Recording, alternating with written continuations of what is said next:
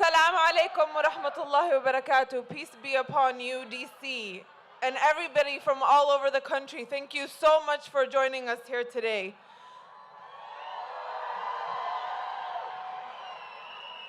I want to give a big thank you to the American Muslim Task Force for Palestine for organizing this, consisting of American Muslims for Palestine, CAIR, ICNA, MAS, MSA, Muslim Legal Fund, Young Muslims, Muslim Ummah of North America, and our national partner, Answer Coalition.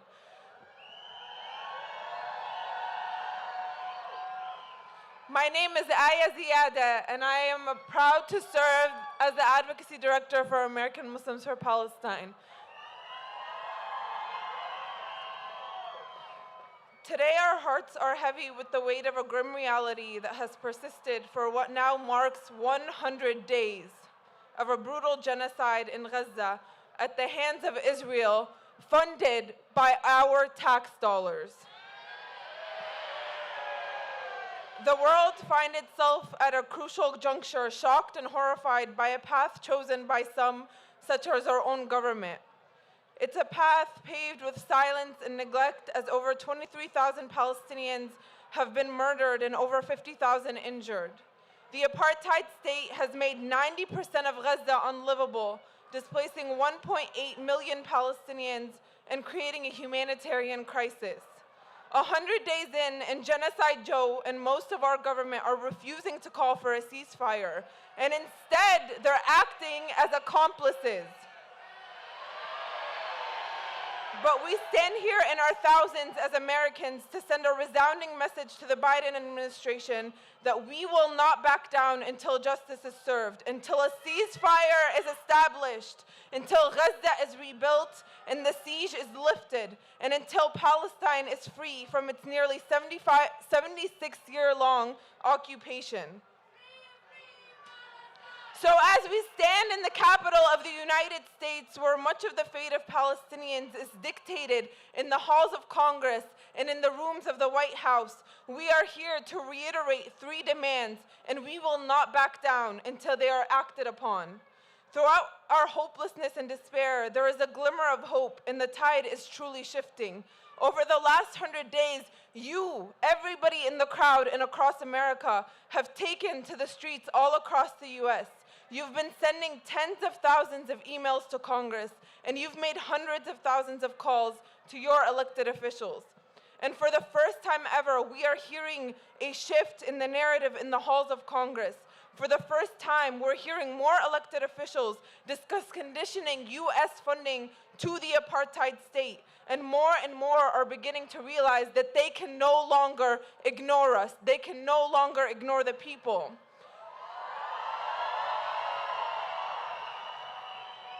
With that, we call on President Biden, his administration, and Congress to, number 1, demand an immediate and permanent ceasefire. 2, unconditional US funding to Israel, and hold Israel accountable for their war crimes. The urgency of now cannot be overstated. The future is being shaped by our actions or lack thereof. History teaches us that delay can and will be our greatest downfall. The sands of time will wait for nobody. So join me in continuing to make this call today and every day until Gaza and all of Palestine is liberated. I will be your MC for today's program alongside my colleague Muhammad Habba. Without further ado, I'd like to introduce Imam Sami Zahrana, who is the Imam of MFC Maryland, and he's from Gaza, to recite some Quran for us.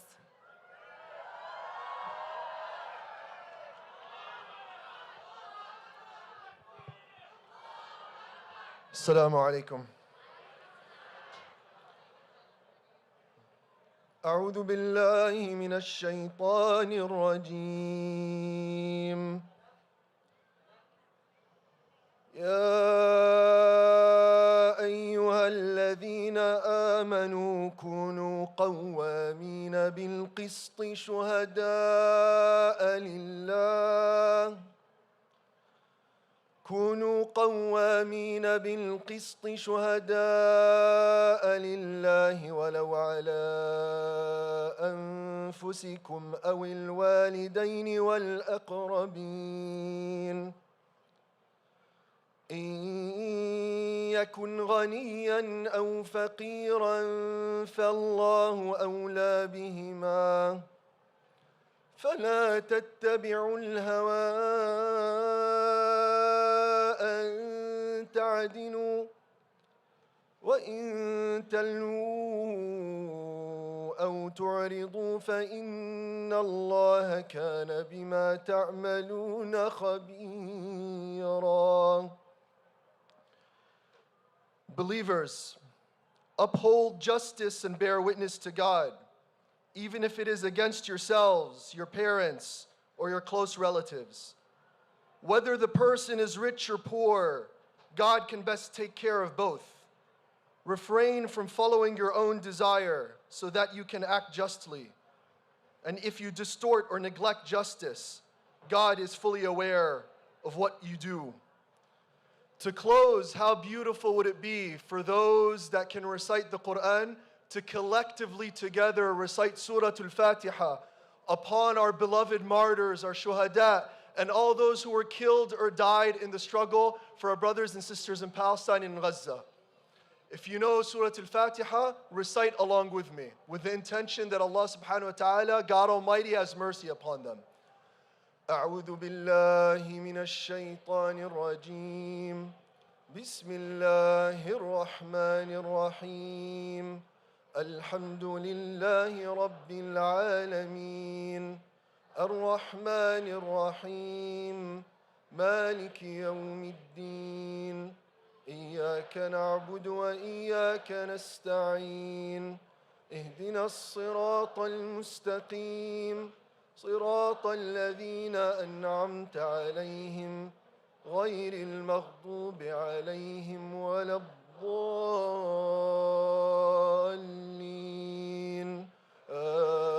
آمين. السلام عليكم ورحمة الله وبركاته.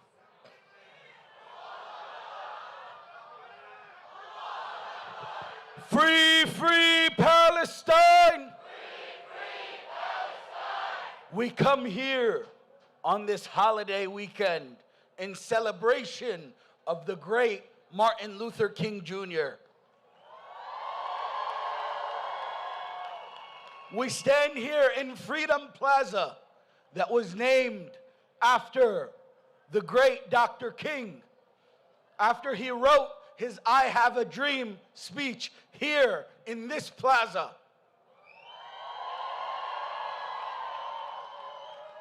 It is through his teachings and in that vein where he says that injustice anywhere is a threat to justice everywhere that we are here today.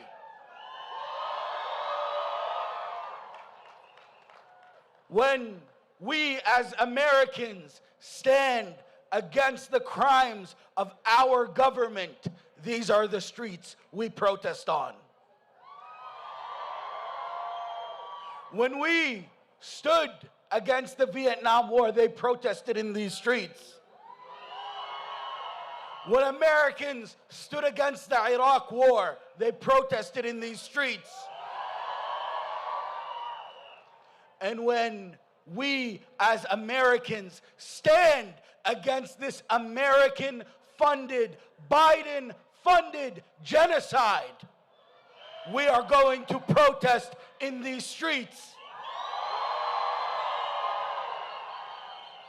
In October, they said that we would forget. In November, they said that we would forget. In December, they said that we would forget. Now it's January, but did we forget? After 100 days, we are still in these streets, and we will not stop. We will not stop until we achieve justice for all those in Gaza, until we end all U.S. funding for this genocide. Free, free Palestine! Free, free Palestine! Our first speaker is Layla Al-Haddad, a Palestinian journalist and someone who is famously known for showing Anthony Bourdain around the beautiful streets of Gaza. Without further ado, Layla.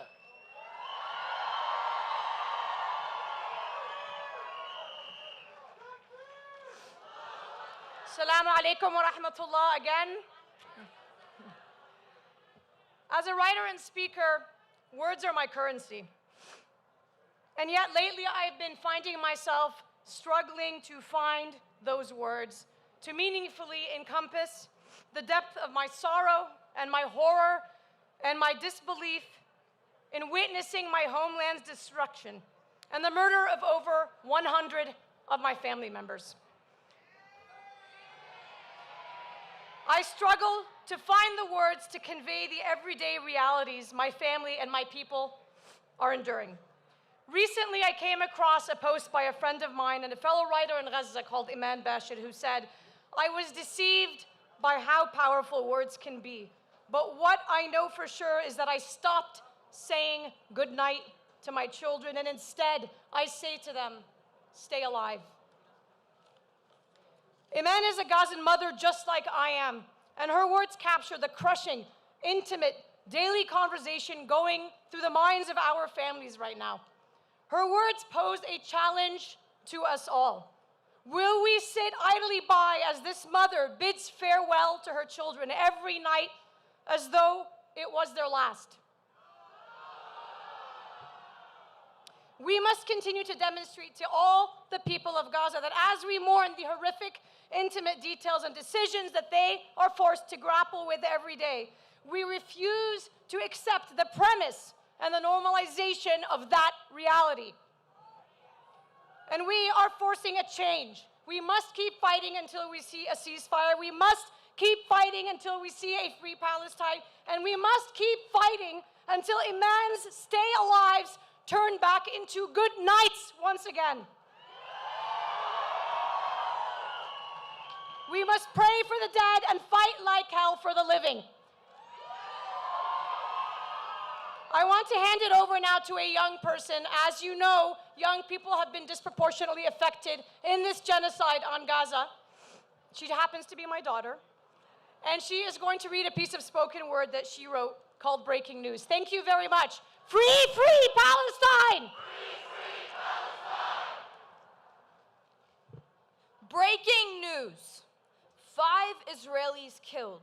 But of course it's us they accuse, like over the years we haven't been abused and our land used. You announce Gaza terrorist attack. But when it comes to the murder of Palestinians, your facts are all whack.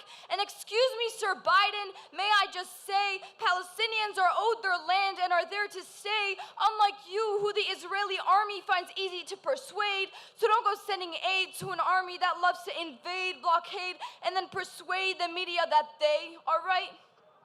And dear America, how can you just sit and watch this terrible sight that has families staying up the night? Or is it because these pharaohs of today have you full of fright, even though inside you know what's right?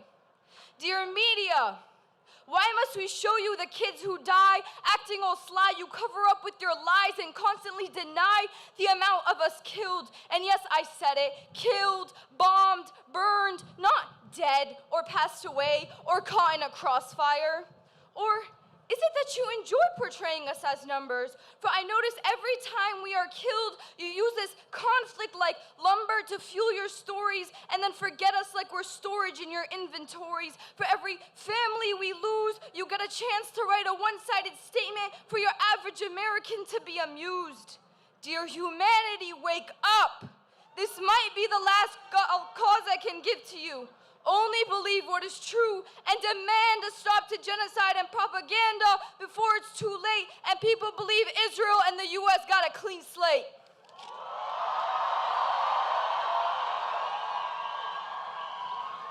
Beautiful. Next up, we have my colleague, Tahir Herzallah. He's the Director of Community Outreach and Organizing for American Muslims for Palestine and also is from Gaza.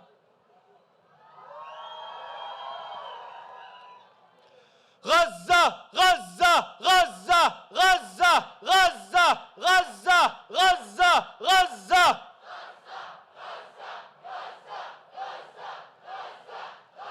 Make it loud, make it clear. From the heart of American empire, we shout, Gaza, Gaza, Gaza, Gaza, Gaza.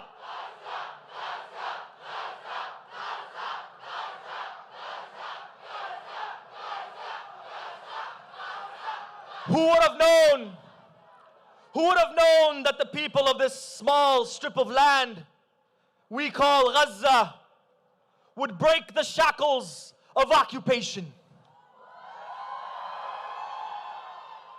Who would have known that Beit Lahia, Beit Hanun, Sheikh Ridwan, Jabalia and Shati, Dar al-Balah and Shuja'iyya, Khan Yunis and Rafah would become known to the world as the places where the Zionist settler colonial project would unravel?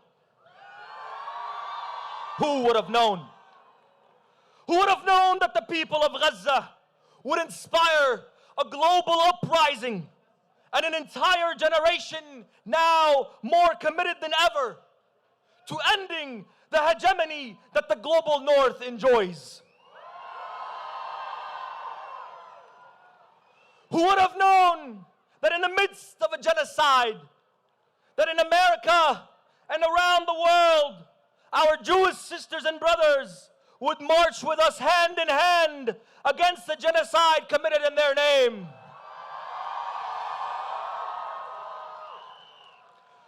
Who would have known that Gaza gives us clarity unlike any we've ever felt before? A clarity of vision that we no longer feel the reflexive need to appeal to the West and its racist institutions to provide us justice and restitution. Gaza has given us the clarity that allows us to finally see that only and only when the people of the global South rise together in unison with strength and resilience, that not a single force in the world can do anything to stop us. Who would have known that the mighty people of Yemen would challenge the empires of the world?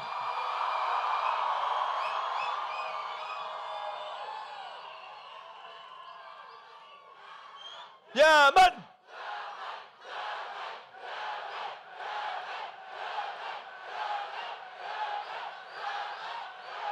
See, it is not lost on me that the response to this genocide in Gaza from people of conscience around the world has forced us to reckon with what Dr. Martin Luther King Jr. called the three evils of society. The evil of poverty, which is due to excessive materialism and capitalism. The evil of racism and the evil of militarism. Dr. Martin Luther King Jr. himself said that America is the largest purveyor of violence in the world. I stand before you today as a proud son of Gaza, a proud son of Shuja'iyya, the graveyard of the occupiers. My family in Gaza has been killed, has been wounded, has been taken captive by occupying Israeli forces from their own homes, and has been displaced. But I'm standing here before you today to tell you and everyone in Gaza that we will never, ever give up on you. With every resource at our disposal, with every ounce of energy we have, with every breath we take and waking moment, we will fight. It is you, our beloved people of Gaza, that have shown us and people around the world what it means to stand like an iron wall in the face of an unrelenting, violent occupier. We get our strength from you. To my friend Ahmed Quta in northern Gaza, serving as a medical professional, saving lives, I tell you now that we will never give up on you. We will work day and night, rain or shine, to end this suffering permanently.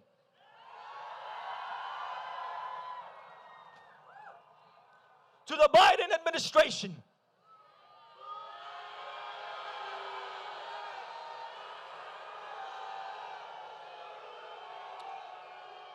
just know, Genocide Joe, whether you stay in office or not, I want to make one thing very clear.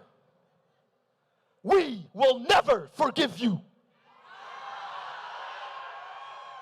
Gaza will haunt you for the rest of your wretched lives.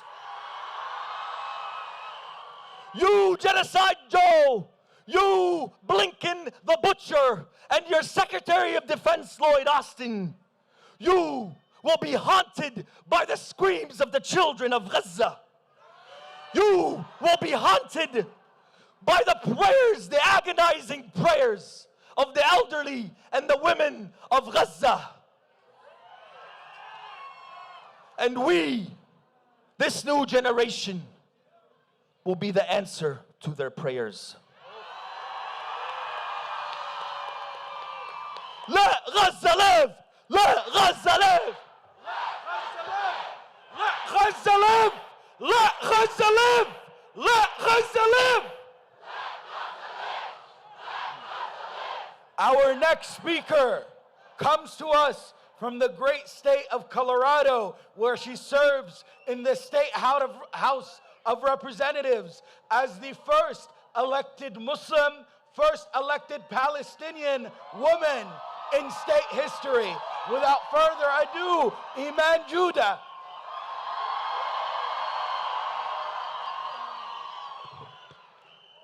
Friends, I want you to look out because I can't see the end.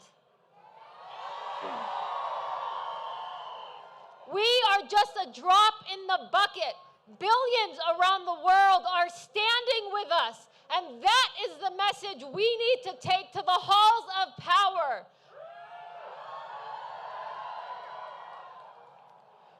We and those billions of people, we are the voices of the dead, the cries from under the rubble, and the hopes of those fighting for their lives.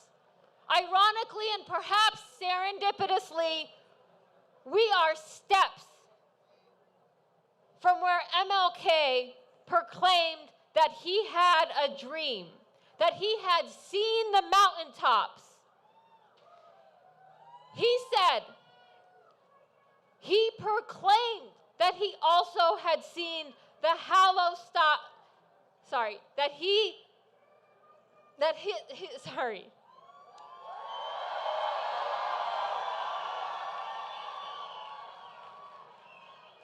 That's how big a deal this is.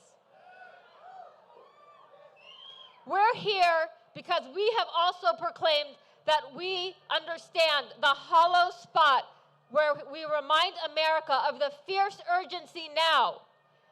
And it would be fatal for the nation to overlook the urgency of this moment. While we must keep talking about Gaza, let's not forget about the rest of Palestine. 2,000 years ago, born in Palestine, in our backyard, Jesus was sent to reconfirm the message of love and peace. But down the road from his birthplace stands an actual barrier to that peace, an apartheid wall. An apartheid felt from our brothers and sisters in South Africa who have come to our defense. That wall is a constant reminder that has become a canvas, pleading for the world to open their eyes to the harsh realities faced by all Palestinians and the genocides in Sudan, the Uyghurs, and in the Congo, a sad kinship we all share. Malcolm X reminded us that just as the civil rights movement in the United States fought against the chains of radical discrimination, so too did the Palestinian people. The murders of George Floyd, Black Lives Matter, are on the apartheid wall. And that did not go unnoticed by the children of Gaza. They wore shirts bearing the cries from Gaza to Ferguson, telling our black brothers and sisters how to survive boots on necks and tear gas. As Americans, we cannot pick and choose the social justice and human rights we defend. Let's carry this movement beyond today and hold our elected officials accountable by our votes. Almost done. We must remind our elected officials at the ballot box the sentiments of MLK. We want America to commit to what is said on paper, that all people are created equal. And as one of those electeds, as a Palestinian American legislator from the great state of Colorado, those are the same values on that paper that I took an oath to defend. It should not be controversial to demand what is said on that paper, and it should not be controversial to extend those rights to the Palestinian people. As human beings and as voters, we throw down the shackles of an unjust past and present. Throw down the shackles and show up, vote, and support the policies for peace and justice. Let us march today with purpose and passion for Gaza, for Palestine, and for the world to see that this is what the globe wants. Free Palestine!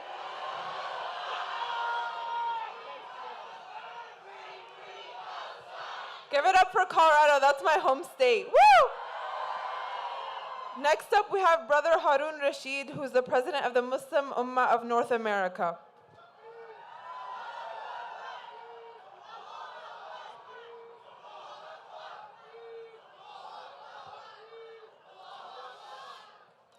Bismillahir Rahmanir Rahim. In the name of God, most merciful, most beneficent. Dear fellow Americans, brothers and sisters, Assalamu alaikum wa rahmatullah. Peace be upon you.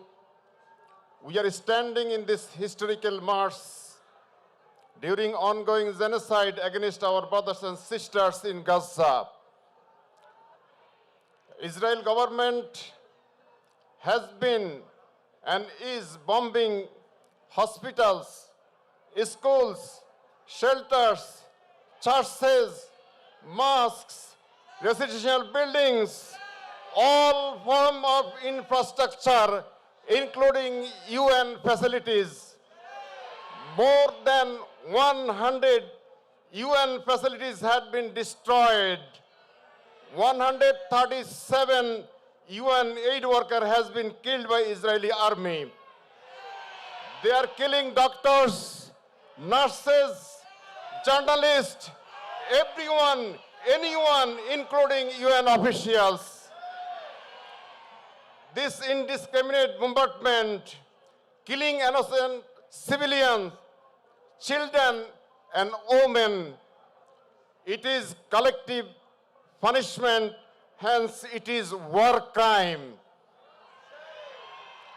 Brothers and sisters, as we standing here today, 23,703 people has been killed.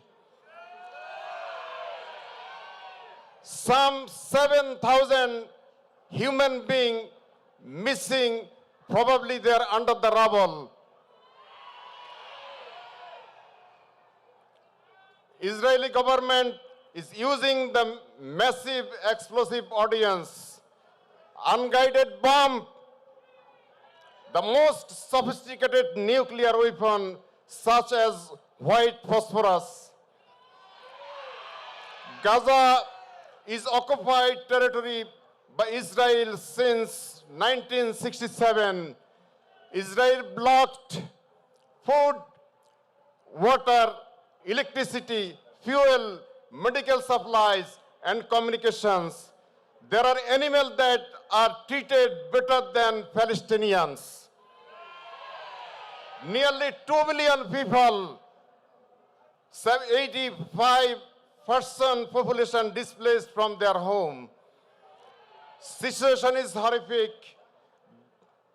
There are humanitarian disaster in the Gaza.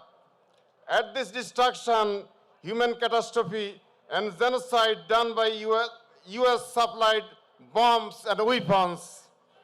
In this campaign, violate international laws, UN conventions.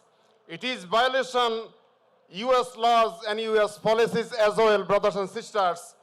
Helping Israel in this war destroyed US image over the world.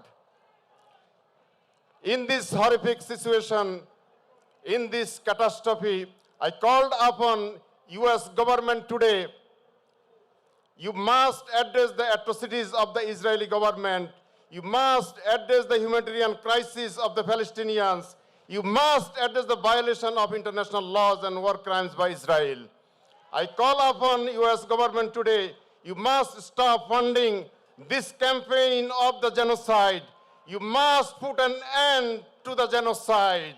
I call upon US government today. It is time that you influence the ceasefire. Ceasefire right now. Stop the killing of civilians. You must restore basic human dignity of the lives of the Palestinian. I call upon the United States government today. Do not have your name written the book of history as the oppressor, as the killers of innocent people. Whole world is watching, Mr. Biden. Whole world is watching. You will be held accountable for this killing. We ask Almighty Allah to save oppressed human beings, save mankind, held accountable the oppressors. Thank you for listening.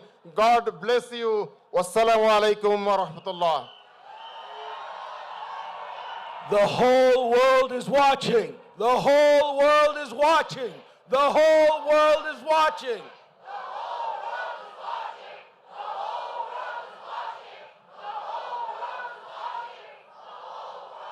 Are any of y'all cold?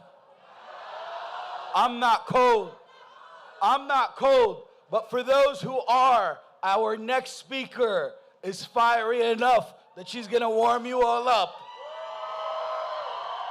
Our next speaker, an activist, a physician, and a longtime ally of the Palestinian movement, Dr. Jill Stein.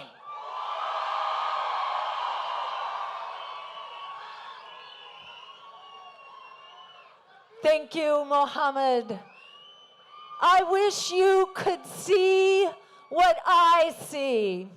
I see power, I see justice, I see democracy as far as the eye can see.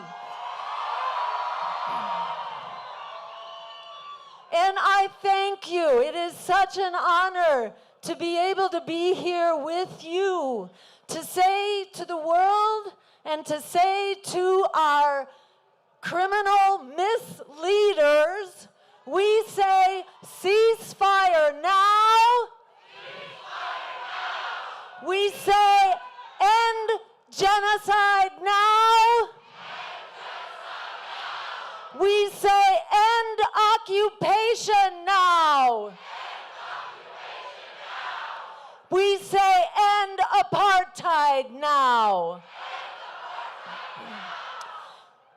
I want to remind you that polls show we are not alone.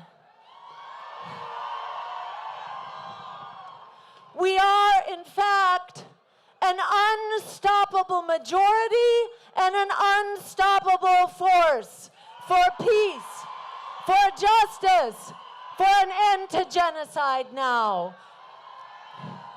As Frederick Douglass said, power concedes nothing without a demand. We are that demand. And as another wise leader, Alice Walker, the poet and novelist, said, the biggest way people give up power is by not knowing we have it to start with. When we are 68% in the polls, we have the power. We have the power to say to the AIPAC White House and to the AIPAC Congress that you are accountable to us, to we the people. Don't let them intimidate you out of our power. We have the power to be a force in the streets. We have a power to be instructing our elected officials what they need to do, that they need to stop the flow of weapons and money to apartheid Israel. We need to withdraw our advisors, our troops, our warships, our ammunition, and our weapons from the scene of the crime.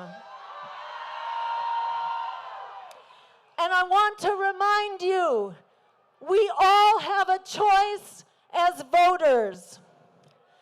And I am so, I can't say, it's beyond words. I had already decided to run as the Green Party candidate for president.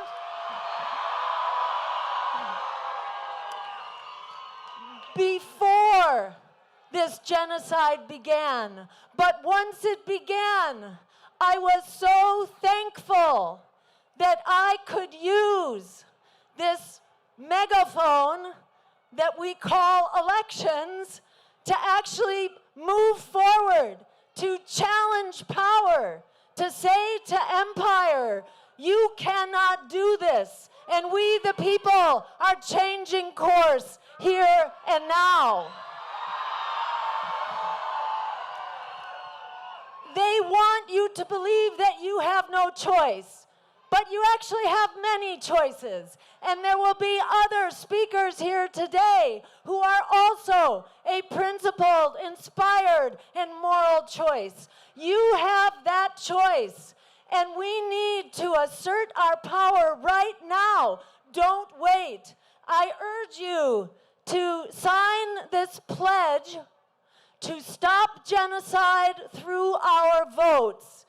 You can find us on the web. We'll be handing out the cards. This is a pledge to say we will not give our votes to any candidate who supports genocide.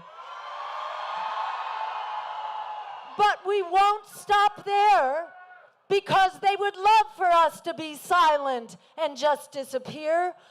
We are also saying we will support, we pledge to support candidates who are fighting to stop genocide, for a ceasefire now, and for an end to occupation and apartheid. So with that, I just want to remind you that we have the power to change history. The arc of the universe is long, but it bends towards justice. We will be the benders that moves history towards justice. And as Gaza goes, we all go. Gaza is where we assert that international law and human rights are the law of the land and the law of the future. Let's make it happen. Together we are unstoppable. Thank you so much.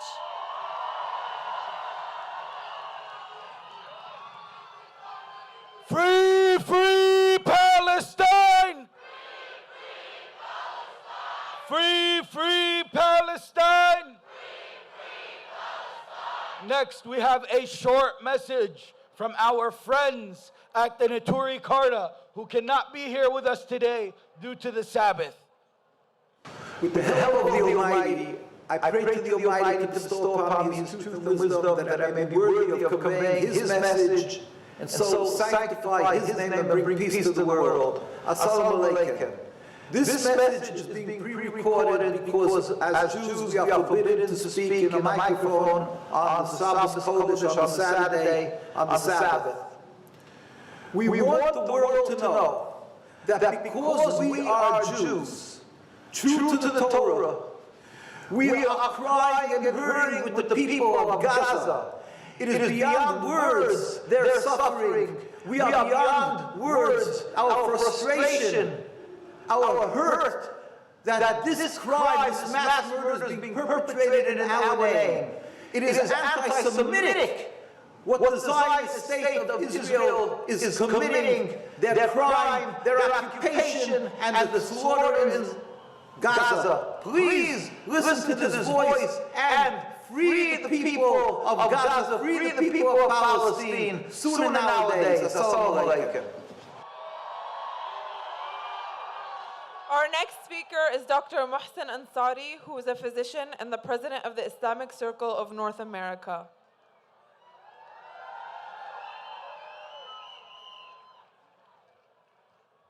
أعوذ بالله من الشيطان الرجيم بسم الله الرحمن الرحيم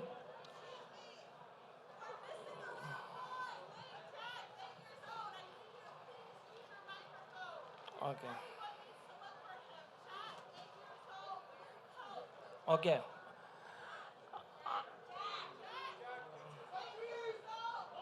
Where do you want him to go? There is a little boy by the name of Jack wearing a blue coat, a blue puffer coat. He is 8 years old.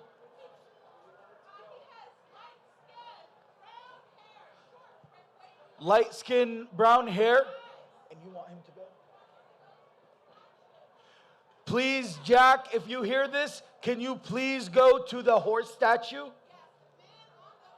The man on the horse. He has a blue Adidas sweatshirt and black gloves.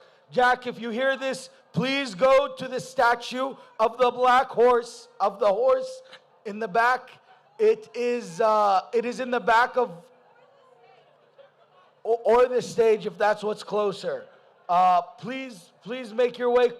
Your family is very worried. We need you as soon as possible. أعوذ بالله من الشيطان الرجيم بسم الله الرحمن الرحيم. My fellow American citizens, I am wearing a white coat today. And this white coat is a symbol of something which has never happened on the face of the earth. I am a baby doctor. I am one of those doctors which take care of babies in incubators, in baby cribs. And whenever a baby has a low oxygen, all the doctors, all the medical staff, all the nurses, they get worried. They spend their nights and days to save one baby in the crib, to save one baby without oxygen. Mr. President and fellow Americans, what will you say to those who cut off the oxygen for 500 babies?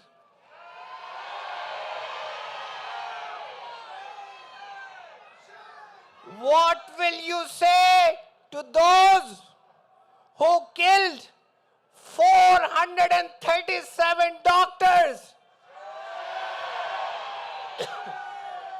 And Mr. President, let me remind you, you visited and put your hand on the back of the mass killers on the day when they bombarded Al-Shifa hospital and they killed 1,000 patients.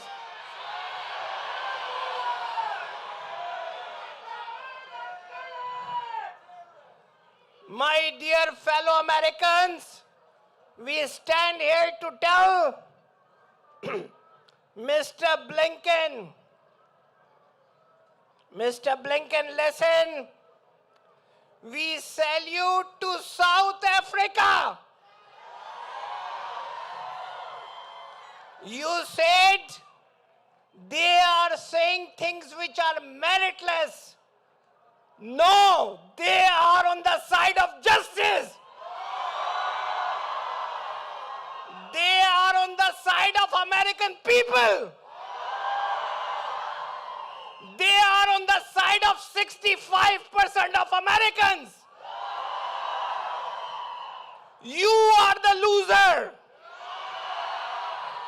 You are the one who was alone and 150 nations were against you in UNO. You are making us unpopular in the world. You're taking the American position of leadership away from us.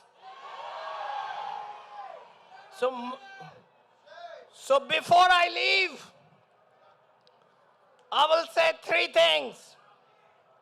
First, what 65% of Americans and all of us think here, immediate ceasefire. Ceasefire. Ceasefire. Ceasefire. Second, stop giving us the lecture of morality. You like to have selective morality. Your morality and justice is different for Ukraine and different for Gaza. Stop this hypocrisy. And the last thing is stop funding apartheid killers. Stop funding them. Stop arming them. Stop the genocide.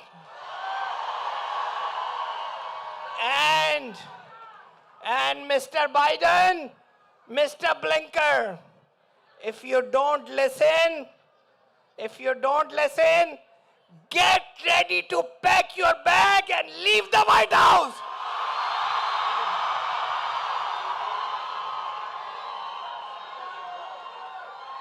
Bloody Blinken Genocide Joe. Both of them have got to go. Bloody Blinken Genocide Joe. Both of them have got to go. Our next speakers are those who have moral courage when their bosses do not. At a time where the political establishment has shown no morality, their staff has.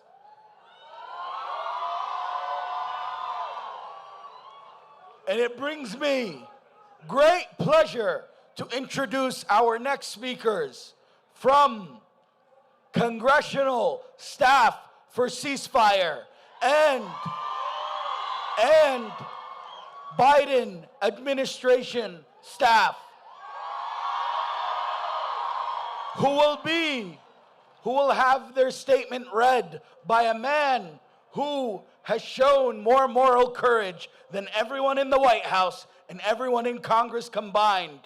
Josh Paul, the former State Department rep, who resigned over their stance on Gaza.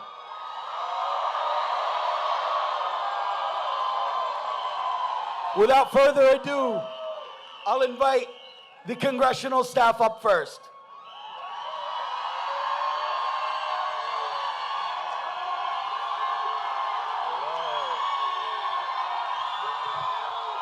Hey everyone! Hello. My name is Ishmael, and I'm a Palestinian American congressional staffer. I speak for staffers across Capitol Hill, Democrats, Republicans, and independents. Many of us have dissented and protested since October 7th. Trust me, y'all are not alone. We're the ones who answer your calls and emails. We're the ones who write legislation and advise our bosses on policy decisions. We do this because we believe in a simple fact. We need everyone to make this government work. We know that change needs to happen on the inside and outside.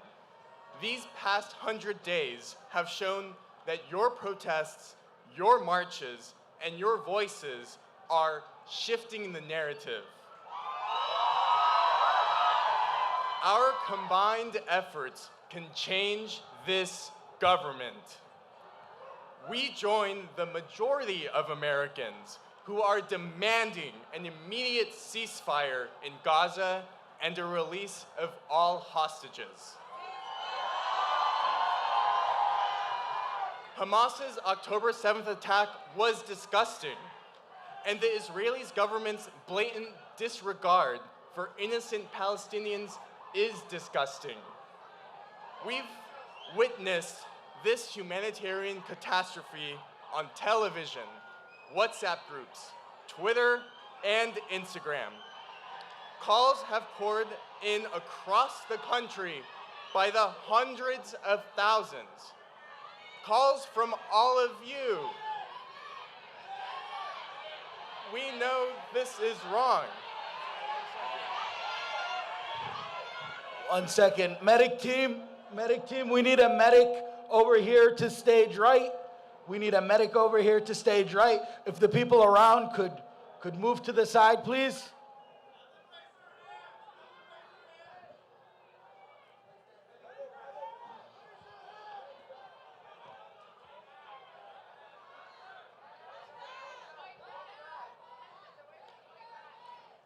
They're waving the right, a white rag, a white bag, I'm sorry.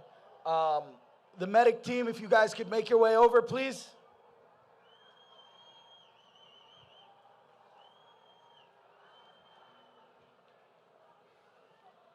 Well, look, hundreds of thousands of y'all have called. From all of y'all who know that this is wrong. But the majority of our elected officials have remained silent as Palestinians die.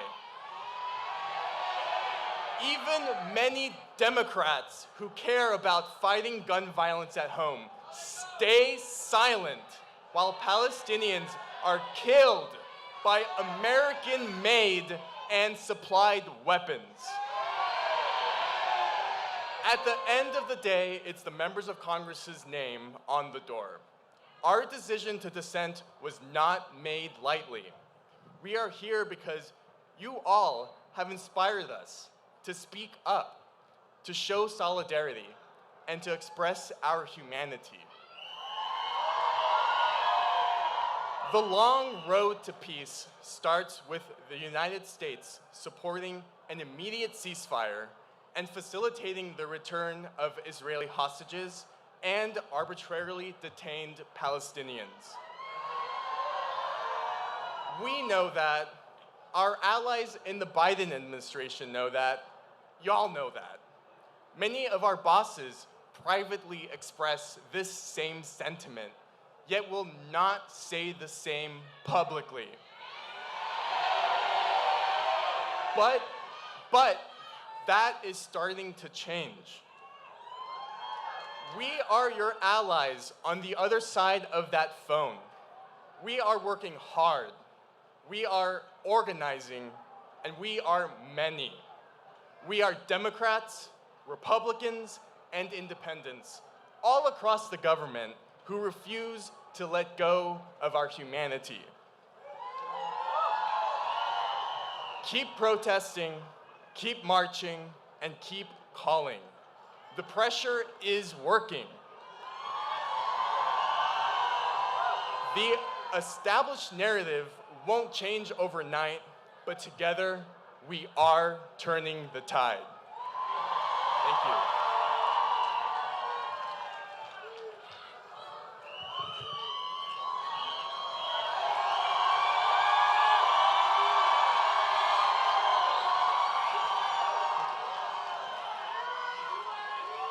Thank you. Thank you. No, the real heroes are in Gaza and in the West Bank. I've been asked to read a statement from US government employees, but before I do so, I just wanted to speak specifically to the Arab Americans, to the Muslim Americans, and to the Palestinian Americans among you today, to tell you from the bottom of my heart how important your voices are. You are gathered here today to demand a ceasefire, an end to war and an end to occupation. But more than demanding a change in policy, your presence here today and every day across America is a reminder of the values this country seems to have forgotten.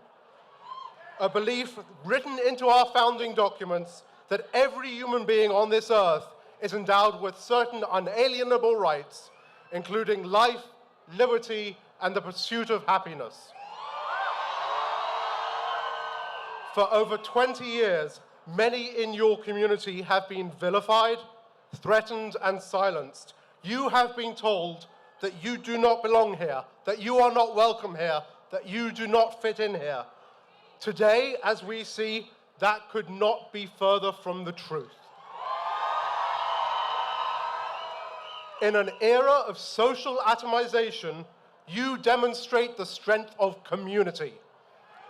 In an era of politics divorced from accountability, you demonstrate the power of advocacy. In an era of censorship, you demonstrate courage. In an era of political enmity, you model human empathy. In an era of unfairness, you demand justice. And in an era where the world believes America has lost its credibility and its integrity, you embody our greatest values. You are the best of America, and I am humbled to be standing with you today as you raise your voices for the lives of Palestinians and for the soul of America. Our nation owes you far more than you will ever understand.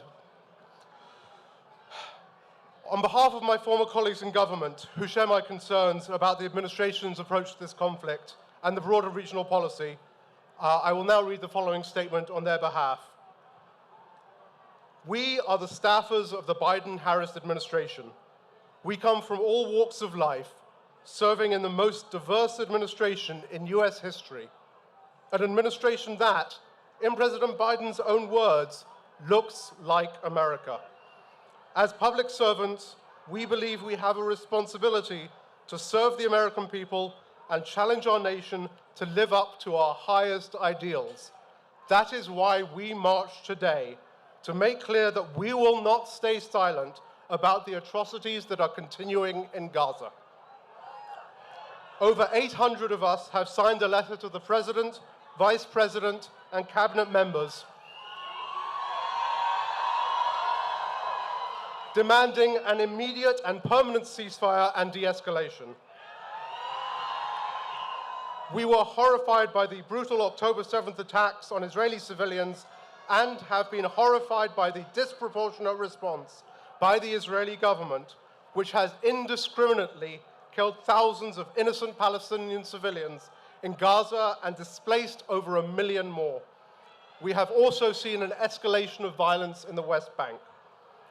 In the last 3 months, Israeli forces have killed over 23,350 Palestinians, including more than 9,600 children. They have injured more than 59,400 Palestinians. More than 8,000 Palestinians are still missing under the rubble. We have seen refugee camps, hospitals, schools, and entire neighborhoods bombed. We have seen men and boys pulling dead men, women, and children from the rubble in sandals with their bare hands, guided only by the light from their cell phones. We have seen cruelty, harassment, humiliation, and degradation of many kinds. This is unacceptable. We join respected institutions like the United Nations and international human rights organizations in calling for an end to this mass human suffering, and we join them in support of South Africa's case before the International Court of Justice, alleging Israel violated the Genocide Convention. There must be an immediate end to this violence, and there must be accountability for the blatant human rights abuses and mass atrocities occurring in this region. We refuse to be silent as the majority of Americans and majority of the world are calling for a ceasefire. President Biden committed to bringing humanity to our foreign policy, and we remind him that all human lives matter equally and the protection of all human rights is unconditional. Our voices and the voices of the American public that we serve demand that this violence must stop, and for this reason, we demand President Biden and members of the cabinet to speak up, call for a permanent ceasefire, a release of all hostages, including the thousands of Palestinians arbitrarily detained by Israel, and an immediate de-escalation now. Both Israelis and Palestinians have the right to live with equal rights, safety, peace, and human dignity. The peace and safety for all across the Middle East is essential. The lives of millions of people hang in the balance, in Gaza, in Israel, in the West Bank, and across the region. Thank you. Ceasefire now! Ceasefire now! Ceasefire now! Ceasefire now!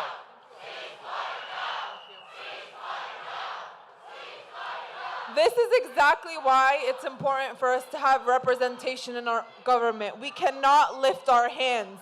The government is supposed to represent the people. Next up, one of my favorite members of Congress. Who? Anybody on the satellite truck, you need to get off. Get off the satellite truck, please. Off the satellite truck, please. Off the satellite truck, please.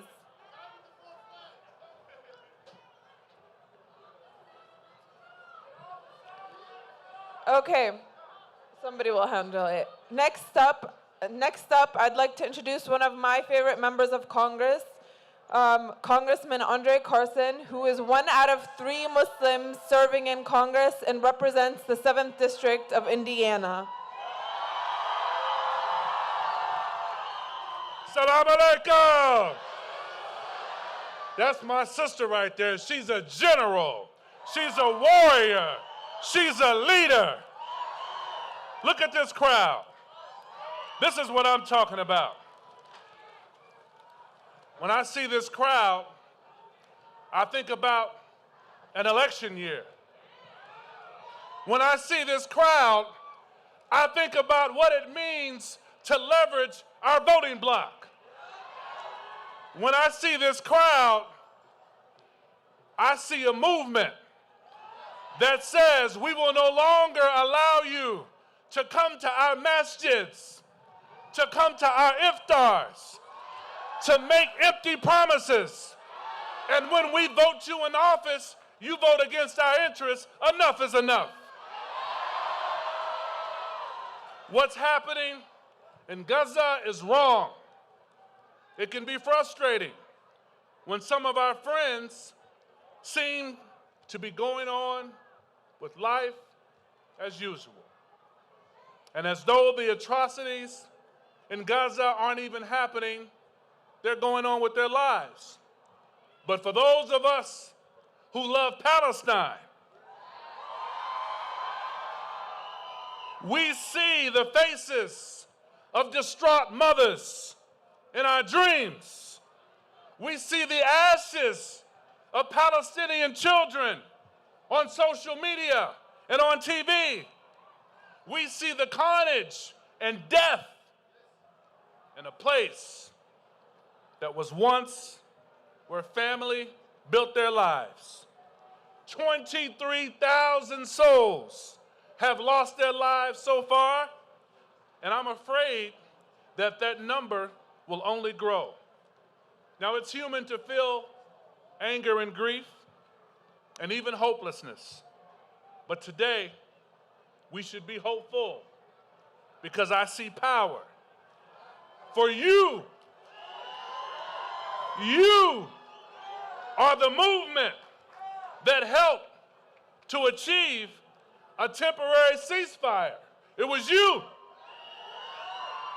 You are the voices that are pushing back on right-wing extremism and AIPAC funding. You are posting on social media and fighting the narrative that says Palestinian lives just don't matter.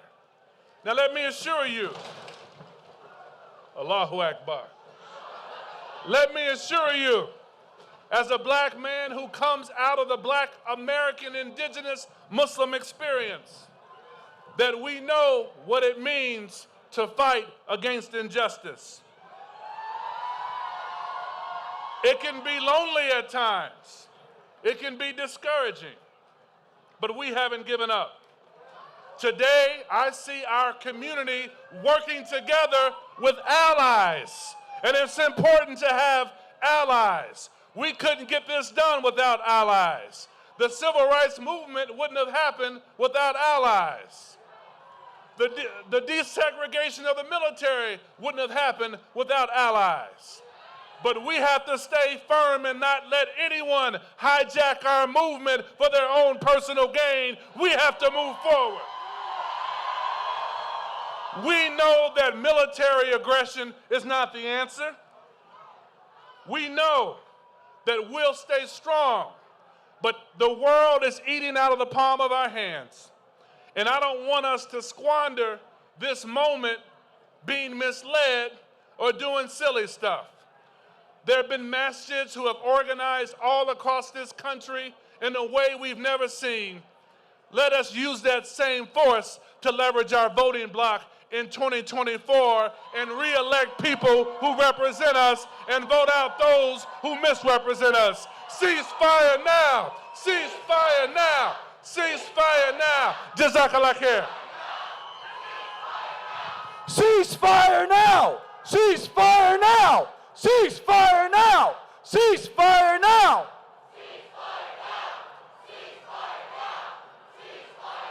Our next speaker comes to us virtually from the blessed city of Gaza. And we know our speaker is a journalist from Gaza who sent a special message for everyone here today. Journalist Bilal, many of you may already follow him on Instagram and other social media.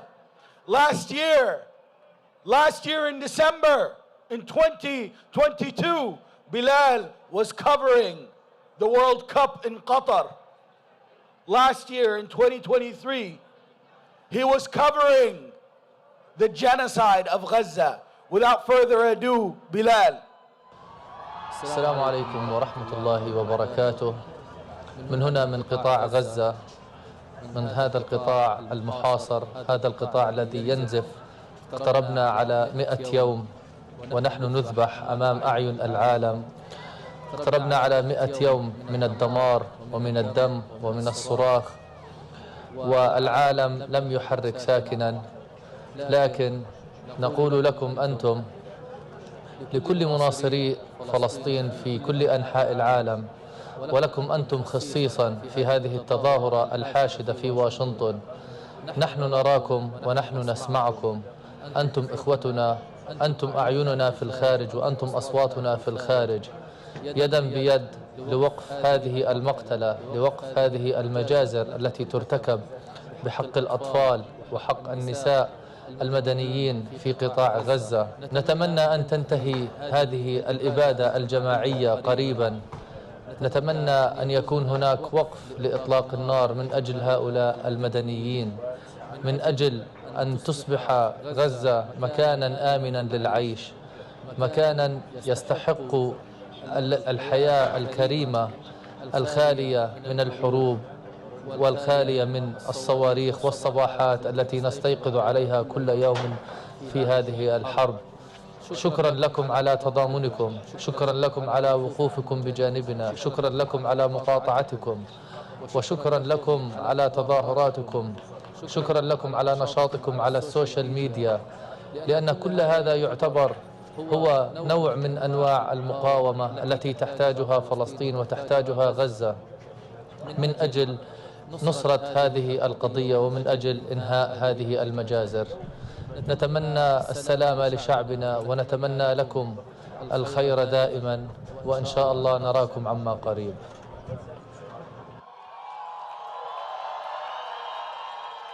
For those of you who don't understand Arabic, he was thanking us for marching and for fighting for them.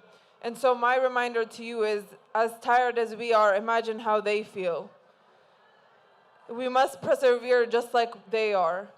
Our next speaker is Sister Arshia Ali Khan, who is the CEO of the Muslim Legal Fund of America and the newly appointed chairwoman of the US CMO.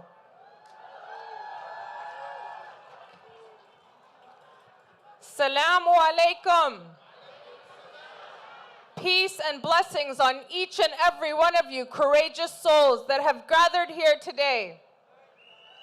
We stand in the heart of Freedom Plaza.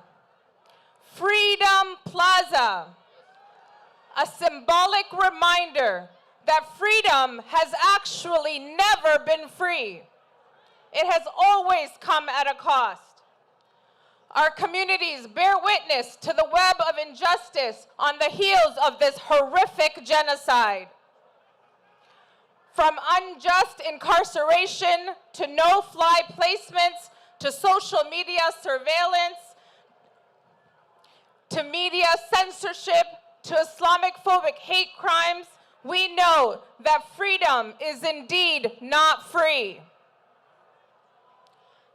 In the face of this unspeakable genocide in Gaza, we must confront the harsh reality that the cost of freedom extends across all borders. It demands collective courage to stand up against oppression and violence. What has unfolded in Gaza is not a distant tragedy. It is a chapter in our shared history of humanity, a history that we refuse to be written in blood.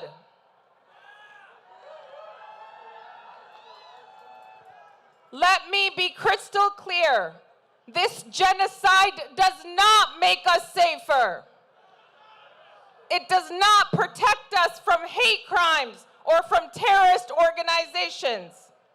Instead, it perpetuates pain and vengeance.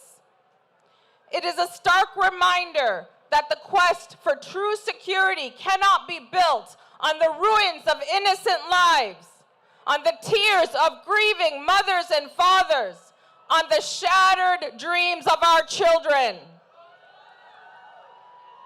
Freedom Plaza, ignorance is not an option. And today we are here to say that silence is not an option either. We cannot ignore the role of the U.S. sending munitions, particularly the 2,000-pound MK-84 bombs in indiscriminate bombing of Gaza, manufactured in the USA. President Biden, can you hear us? You cannot tell us to end indiscriminate bombing while simultaneously supplying weapons used in these attacks. We will not accept selective morality. We refuse to live like citizens on probation. The hypocrisy of standing with Ukraine and stomping on Palestinian lives is unacceptable. The echoes of suffering in Gaza resonate with the struggle faced in Muslims globally, including the rights of Americans right here. Our destinies are intertwined, and our fight for justice is shared battle against forces of systemic oppression. One second. Let it be known, we stand united with Gaza for the very essence of freedom. Freedom that is compromised when governments allow genocide to continue funded with our tax dollars. Today, we demand immediate ceasefire to end the relentless assault of innocent brown lives in Palestine. I will shout from the rooftops until my voice reverberates through the halls of power, reaching decision makers and influencers. Let Gaza live! Let Gaza live! Let Gaza live! Let Gaza live! Our next speaker is Brian Becker from the Answer Coalition.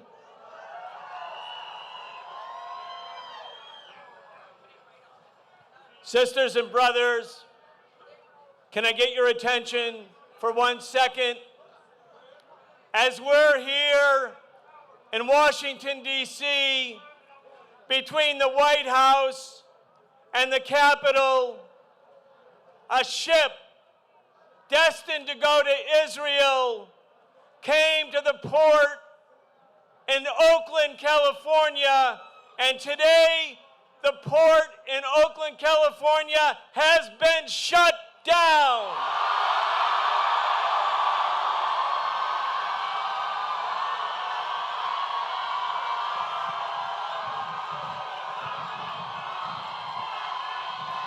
Shut it down! Shut it down! Shut it down! Sisters and brothers, Joe Biden has decided not only to fund and finance Israel's genocide in Gaza, but now to carry out a wider war by dropping bombs on the people in Yemen. And what are the people in Yemen supposedly guilty of? They are trying to stop a genocide and to shut it down. Shut it down. Shut it down. What's our message? What's our message? Not just for the politicians. What's our message for our own movement? The power to make change is not going to come from the Democratic Party establishment or the Republican Party establishment. It's going to come from us.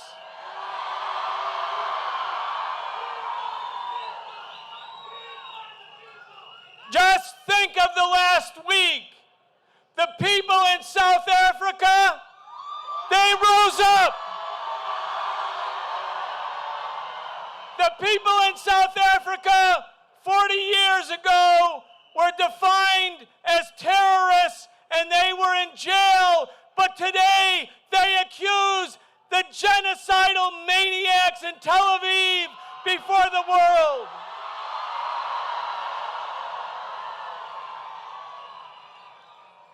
On November 4th, we were here in the hundreds of thousands. Today, we're in the massive numbers. We're shutting it down. Shut it down. Shut it down! Shut it down! Our next speaker is Brother Nihad Awad, who is the Executive Director of the Council of American-Islamic Relations.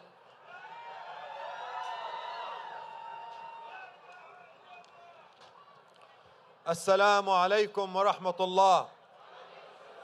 Peace be to you. I stand before you today as a proud Palestinian refugee. Like the millions of Palestinians who dream to go back to their homeland one day, I salute our people in Gaza and in all Palestine for their deep faith and courage and steadfastness in the face of the most brutal and immoral army on the face of the earth. I salute the people who stand up for truth and justice from South Africa to every city in the United States. And to our fellow Americans who do not support the genocide, to our fellow Americans who do not support the genocide, who are watching but still silent, I'm saying to you, your silence is a license. Your silence is a license. Your silence is a license. Your silence is a license. Your silence is a license for the Israeli violence.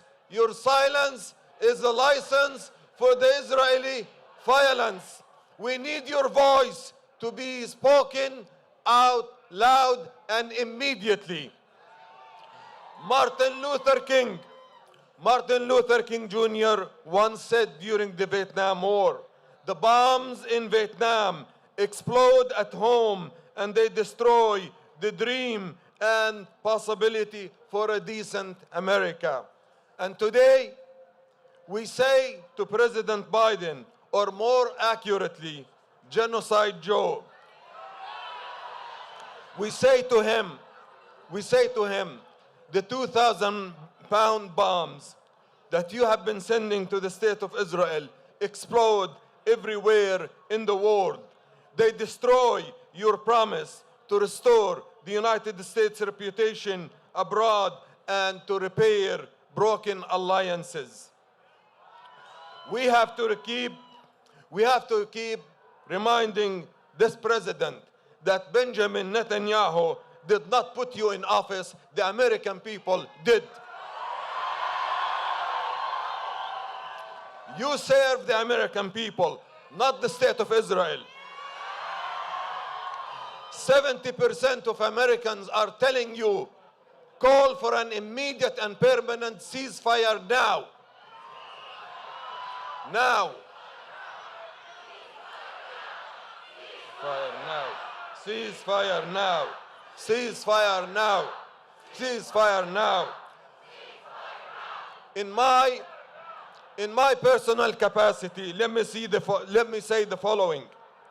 We repeat what I said in November 3rd from this stage to President Biden. No ceasefire, no votes. No ceasefire, no votes. No ceasefire, no votes. No ceasefire, no votes. No ceasefire, no votes. And to our fellow Americans who oppose the genocide and who are active like you, I tell you, support our members of Congress who oppose genocide. Support Representative Rashida Tlaib, Ilhan Omar, Andre Carson, and the squad, and every elected member of Congress and the House and any office in the land who spoke in support of the Palestinian people. Support them. Don't let AIPAC money to defeat them because of their courage. They should not win. It is up to us So put your votes and your money where your interest is. Support these people and defeat AIPAC and its money. Finally, towards that end, my organization, CAIR, the Council on American-Islamic Relations, would like to share the good news that we are expanding our C4 lobbying and PAC's organization in the next few days, so that we give you a voice not only in the halls of Congress but also on the campaign trails. So stay tuned, and thank you. Free, free Palestine. Free, free Palestine. Thank you. Free, free Palestine! Free, free Palestine!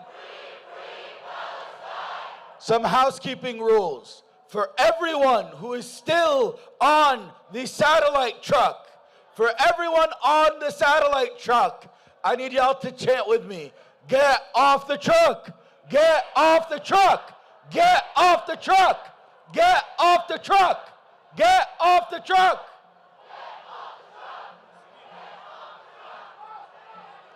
For y'all to know, our goal today was to be able to get this broadcast internationally. But when they get on the truck, they ruin the broadcast.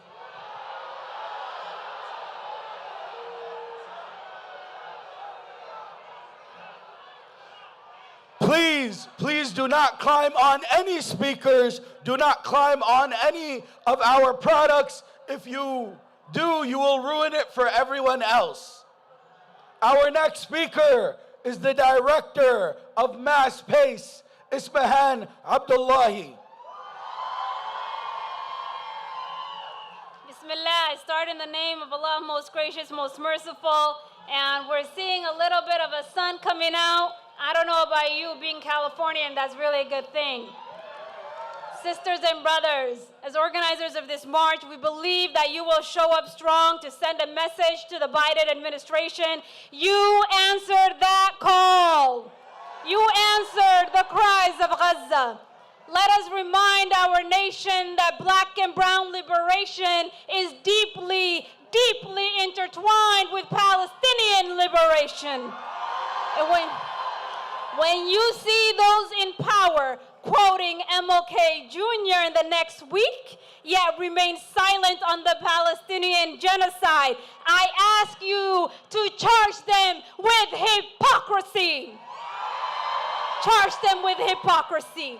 For do not be for justice only when it is written in the history books made popular by the times.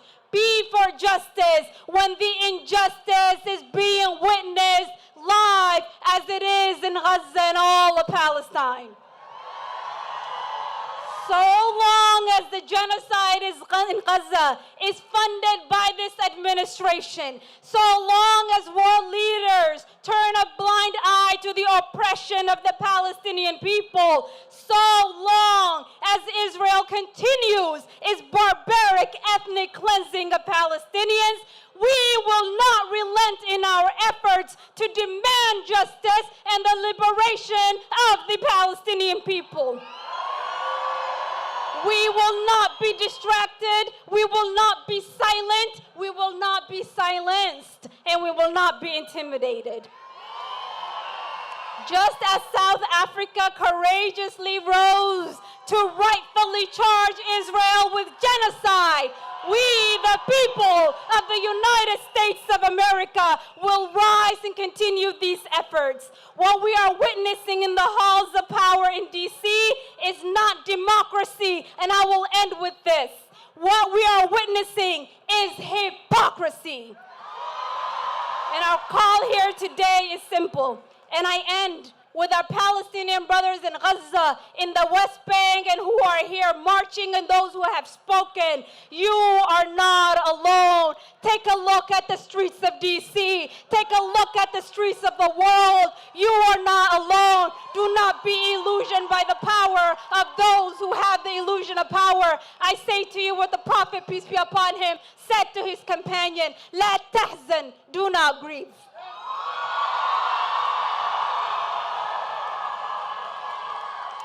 Next, we have Dr. Yasir Qadi, who is the Dean of the Islamic Seminary of America and resident scholar of the East Plano Islamic Center in Plano. Bismillah. Assalamu alaikum. At what point does the mass intentional killing of innocent civilians constitute a genocide? The most powerful nation in that region, one of the most powerful militaries of the world, is bombing one of the most defenseless communities on the face of the earth. And yet still, we are not allowed to call it a genocide. Our own Foreign Secretary, Anthony Blinken, said this is not a genocide. South Africa, that is keeping alive the legacy of Nelson Mandela, is suing Israel in the International Court of Justice, the highest court in the world, and they are charging the country with genocide. In response, Israel has said any accusations of genocide is nothing other than anti-Semitism. I say loudly and clearly, we need to call a spade a spade. This is not anti-Semitism. It is speaking the truth. The Palestinian people are live tweeting their own genocide. They're uploading images of their own massacres. Never in human history have we seen a genocide occur as vividly, in color, in living memory as we have of the Palestinian genocide. What else should we call it when 25% of Gaza has been destroyed? Genocide! What do we call it when 500,000 people have been displaced from their land? Genocide! What do we call it when 200 bombs of 2 tons each have been dropped in a small area of 2 kilometers? Genocide! What do we call it when the Prime Minister of Israel himself uses biblical motifs? Genocide! What do we call it when the Foreign Secretary and the Foreign Minister of Israel literally calls Palestinians animals? Genocide! All of this is nothing other than genocide. And I say loudly and clearly, this is not anti-Semitism. As I see the crowd in front of us, there are hundreds of Orthodox rabbis, thousands of Jewish people. These are our brethren. These are our brethren. They are the real followers of Moses. They are the ones who make the children of Israel proud. These are the people who show the nation of Israel what the real children of Israel are. I say loudly and clearly as a person of faith that it is not your ancestry that makes you blessed. It is your piety that makes you blessed. And I have a message to the Christians of this country. Where would Jesus stand in this conflict? Do you think he would be on the side of the oppressor, or do you think he would be on the side of the oppressed? I urge every Christian of this country to listen to the beautiful sermon given in Bethlehem 2 weeks ago on Christmas by the pastor of Bethlehem called Christ Under the Rubble. Listen to that sermon from one Christian to the others of this country and see for yourselves where Jesus would have stood. And I have a message to my fellow Americans. I am an American, born and raised in this country. There is much in this country that I'm proud of, But there are aspects that are very, very depressing, very sinister. And what comes to mind is one of the words of the founding fathers, Thomas Jefferson. Thomas Jefferson, in looking at slavery, he writes in his diaries, "I tremble at the injustice that I see, because the God of justice does not sleep. And it's only a matter of time before the justice of God will be manifest," end quote. I too look at our country, and while I love it from the bottom of my heart, and I want the best for this country, I also say that no country that supports tyranny will ever flourish. No country that supports genocide will ever flourish. No country that kills innocent people will ever flourish. Oh, people of America, if you want your country to flourish, and I want it to flourish, if you want it to be blessed, I urge you to take a long and hard look at our irrational relationship with Israel. We have given Israel more money than any other country on the planet. In the last 75 years, we have given Israel more than $250 billion. Since World War II, America has used its veto power in the UN around 90 times, more than half of them for the country of Israel. Who does America support? Us Americans or another country? Why are our tax dollars being spent in the Middle East?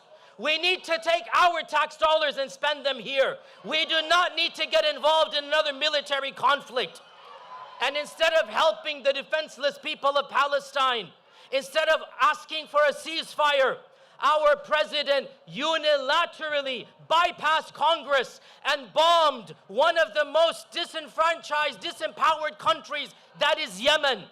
What shame on this president! Are we not sick of going to war, one war after another? When are we going to learn? This is our tax dollars. This is our country. For how long are we going to bomb? For how long are we going to invade? Where is our country and our interest? So I say loudly and clearly, this is not about Palestine.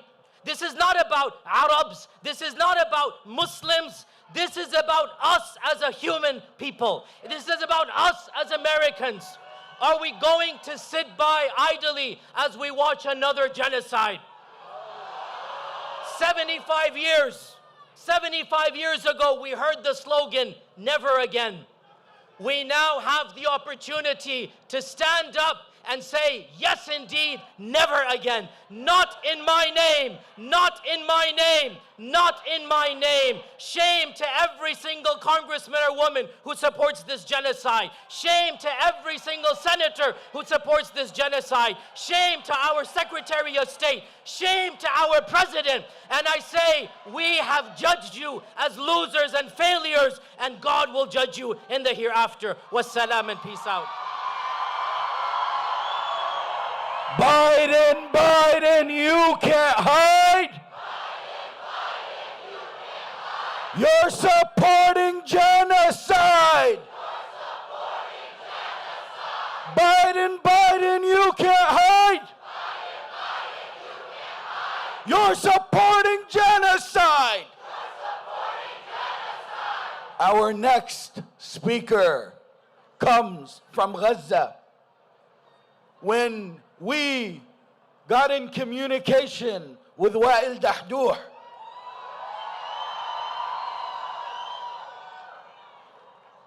we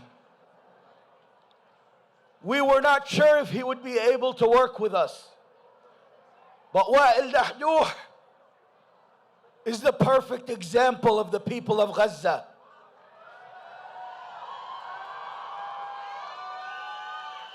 Wa'il Dahdouh sent a message for everyone in this crowd and for everyone who supports justice. Without further ado, Al Jazeera journalist Wa'il Dahdouh. السلام عليكم ورحمة الله وبركاته. أولا وقبل كل شيء أود أن أنقل لكم باسمي وباسم أسرتي وباسم أسرة الصحفيين وباسم الشعب الفلسطيني هنا في قطاع غزة، تحياتنا واحترامنا وتقديرنا لكل ما تفعلونه. بالتأكيد غزة هذه الأيام تمر في مرحلة عصيبة جدا، تاريخية جدا، استثنائية جدا لم تمر بها في تاريخها، ولذلك الناس هنا يدفعون أثمانا باهظة جدا ويعيشون حياة كارثية. لمن لا يعرف، لا يجد الناس الأكل أو الطعام والشراب، المسكن من الخيام، الحمام، وما تتطلبه الحياة ليست الكريمة، وإنما الحياة التي تضمن لهم الاستمرارية حتى مهما كانت الظروف. لا يجدون ذلك إلا لماما أو كفافا، ومن خلال ظروف غاية في الكارثية، غاية في الصعوبة. صحيح أن قطاع غزة يدفع الآن ثمنا باهظا، ومن بين من يدفع الصحفيين الفلسطينيين. الصحفيون الفلسطينيون في قطاع غزة يتعرضون إلى مذبحة إن صح التعبير، إلى مقتل إن صح التعبير. 112 صحفيا ومصورا حتى الآن استشهدوا في هجمات إسرائيلية متفرقة خلال 3 أشهر، وهذه أرقام صعبة لم تسقط في أعتى الحروب، حتى تلك التي استمرت 20 عاما وهي الحرب الفيتنامية. لم تسقط هذه الأرقام، ولذلك نحن كصحفيين ندفع أثمانا باهظة جدا في طريقنا وفي سبيل هذه الرسالة الإنسانية النبيلة التي كفلتها كل القوانين والمواثيق الدولية. ولكن يبدو أن الاحتلال الإسرائيلي لا يروق له أن نقوم بواجبنا على أكمل وجه وبالشكل المهني الذي ترتضيه المواثيق، مواثيق الشرف للعمل الصحفي والمهني. مع الأسف هذا هو واقعنا. فقدنا الأسرة، وفقدنا الولد، وفقدنا الصديق، وفقدنا المكتب، وفقدنا المنزل، وفقدنا المأوى، ونعيش مشردين ونعمل من خلال كل هذه الأوجاع وكل هذه الآلام وكل هذه الأثمان، ومع ذلك ما زلنا مستمرون.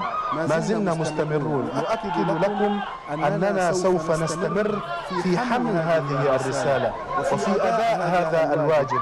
كما تشاهدون شهيد آخر يسقط في هجمات إسرائيلية جديدة ومستمرة على قطاع غزة. نحن الصحفيين سوف نستمر في حمل هذه الرسالة. ما يقوينا هو الله سبحانه وتعالى الذي يمدنا بالصبر وبرباطة الجأش وبالقوة وبالقدرة على المواصلة.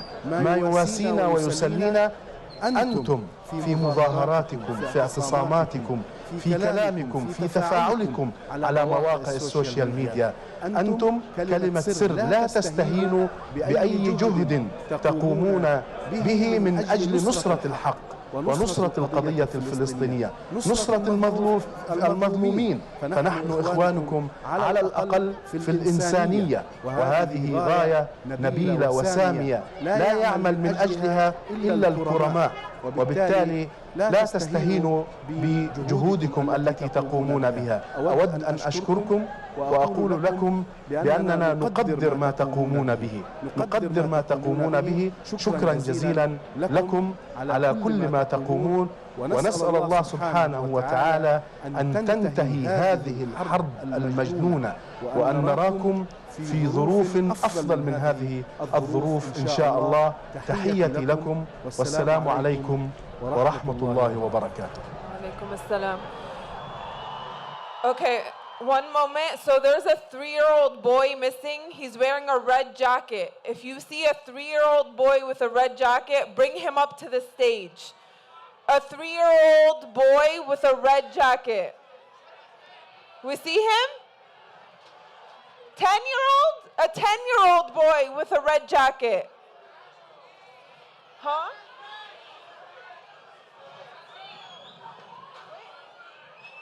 Mahmoud? Mahmoud. His name is Mahmoud.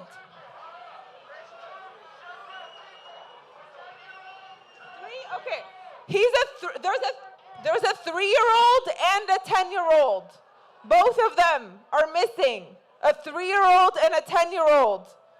If you see them, bring them up to the stage. The 3-year-old is wearing a red jacket. What is the 10-year-old wearing? A blue jacket. 10-year-old in a blue jacket, 3-year-old in a red jacket.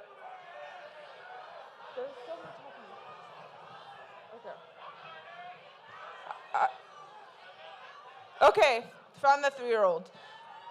Okay, alhamdulillah. So Wa'il al-Dahdouh is literally the epitome of Palestinian resistance. And at the end of it, he said, I hope to see you all on better terms. So may God protect him and the remaining journalists in Gaza. Next up, we have Medea Benjamin, who is the co-founder of the women-led peace group Code Pink.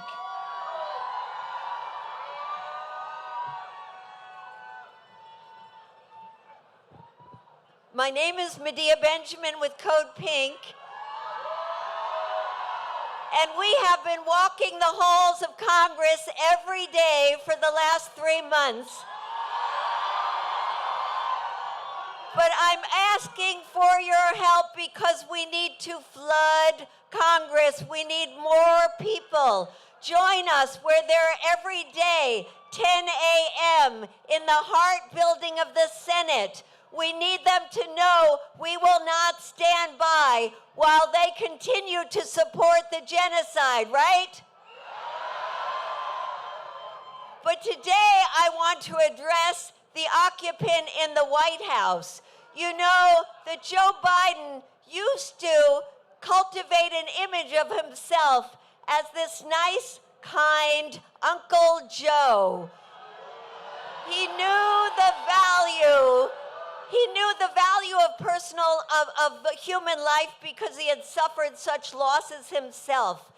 Now, he is no longer the comforter in chief. He is known as Genocide Joe. So when I say Genocide Joe, I want you to lift your hands in the air and say, the blood is on your hands. Genocide Joe. President Biden. For decades now, every time the Palestinian people have risen up against the 75-year-old brutal Israeli occupation, instead of sympathizing with their plight and seeking a real solution, you have reiterated your rock-solid support for their oppressor. Genocide Joe, the blood is on your hands. President Biden, in these last terrifying 3 months, when we have witnessed the murder of over 10,000 precious Palestinian children, when we have heard their soul-wrenching cries trapped in the rubble, instead of demanding that Israel immediately stop this atrocity, you bypass Congress to send more weapons. Genocide Joe, the blood is on your hands.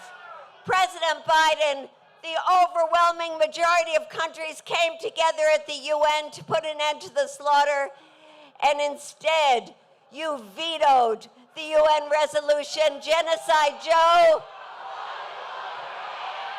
And when your own campaign staff say that it is a moral and electoral imperative for you to publicly call for a ceasefire, please don't wonder why you've lost the support of the young people, the Muslim community, progressive Jews like myself. Time will not heal this wound. Come November, we will remember, because Genocide Joe. But to counter these policies and those of Congress people in the pocket of AIPAC, just look around. We are building a beautiful, enormous, multi-generational, multi-ethnic groundswell of support for the Palestinian people. one that will not be appeased or bought or contained or stopped, that will only keep growing and growing until Palestine is free. Free, free Palestine. Free, free Palestine. Free, free Palestine! Okay, so remember the guys that were standing on the satellite truck? They took the driver's keys and threw them in the crowd. So if somebody can please locate the keys of the satellite truck and give it up to us over here. Free, free Palestine! Our next speaker comes from the Muslim Students Association, a Palestinian student, Watfa Zayed.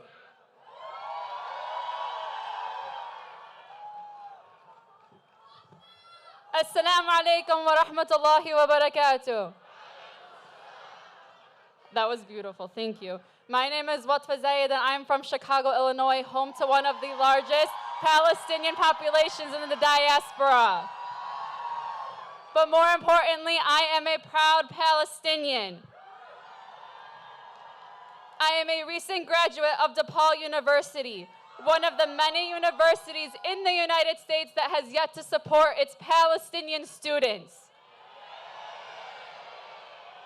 We have seen our universities call what is happening in Gaza everything except what it actually is, a genocide.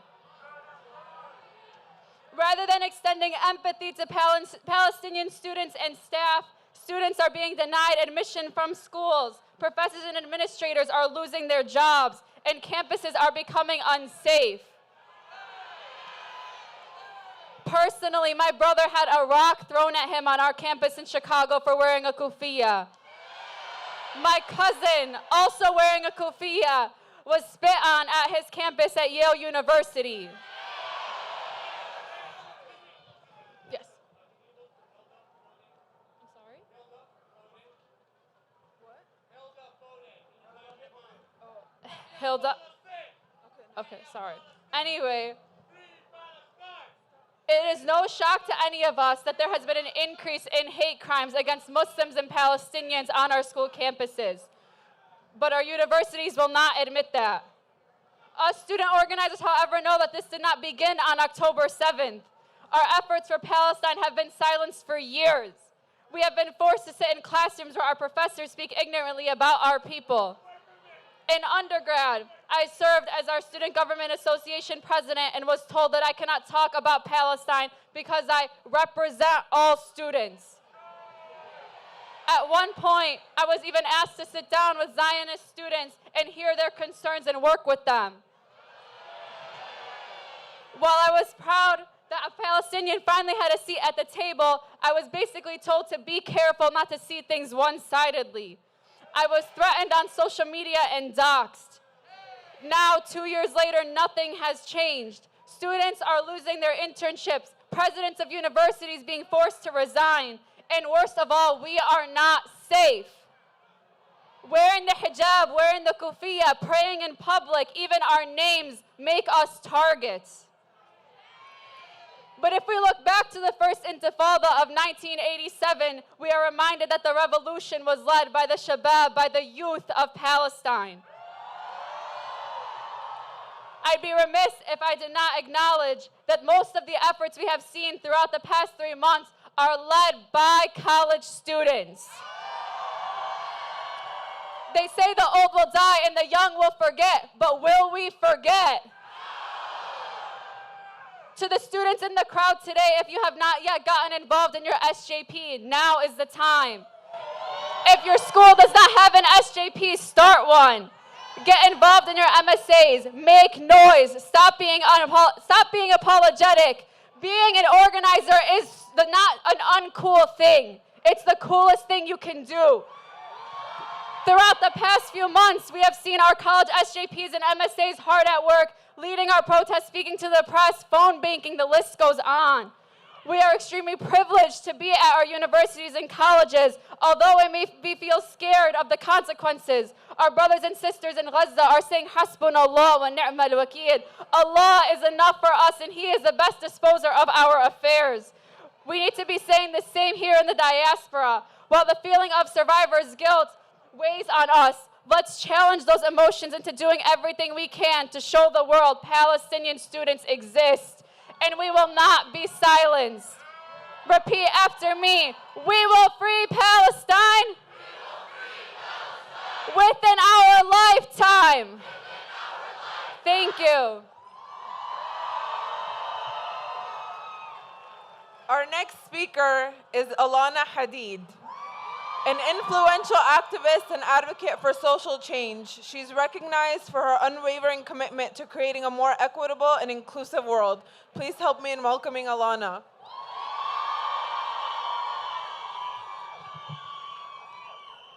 Thank you. I'd like to pause and recognize that in the next few minutes while I speak, more Palestinians will be murdered by the state of Israel. My name is Alana Hadid, and I am the child of a Nakba survivor.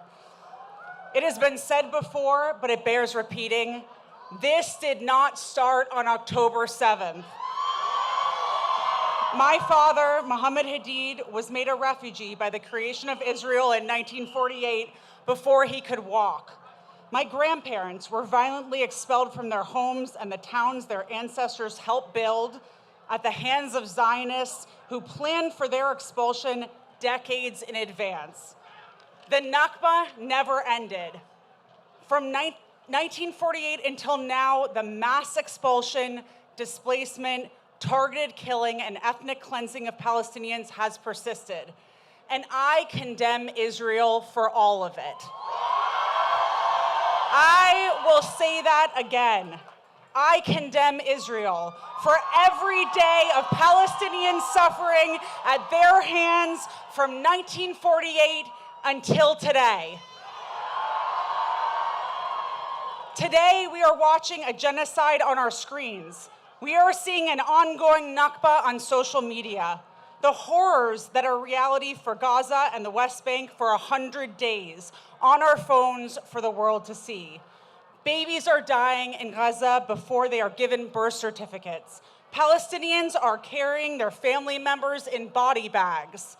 Each day, 247 Palestinians are killed, 1 every 6 minutes.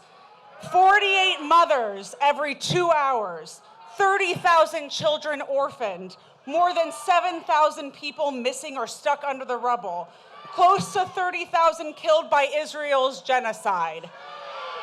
This is not a reality I can live with. I refuse to live in a world where my father cannot live and die where he was born. I refuse to live in a world where Nakba survivors are displaced again and again by the genocide and unjust war on Gaza.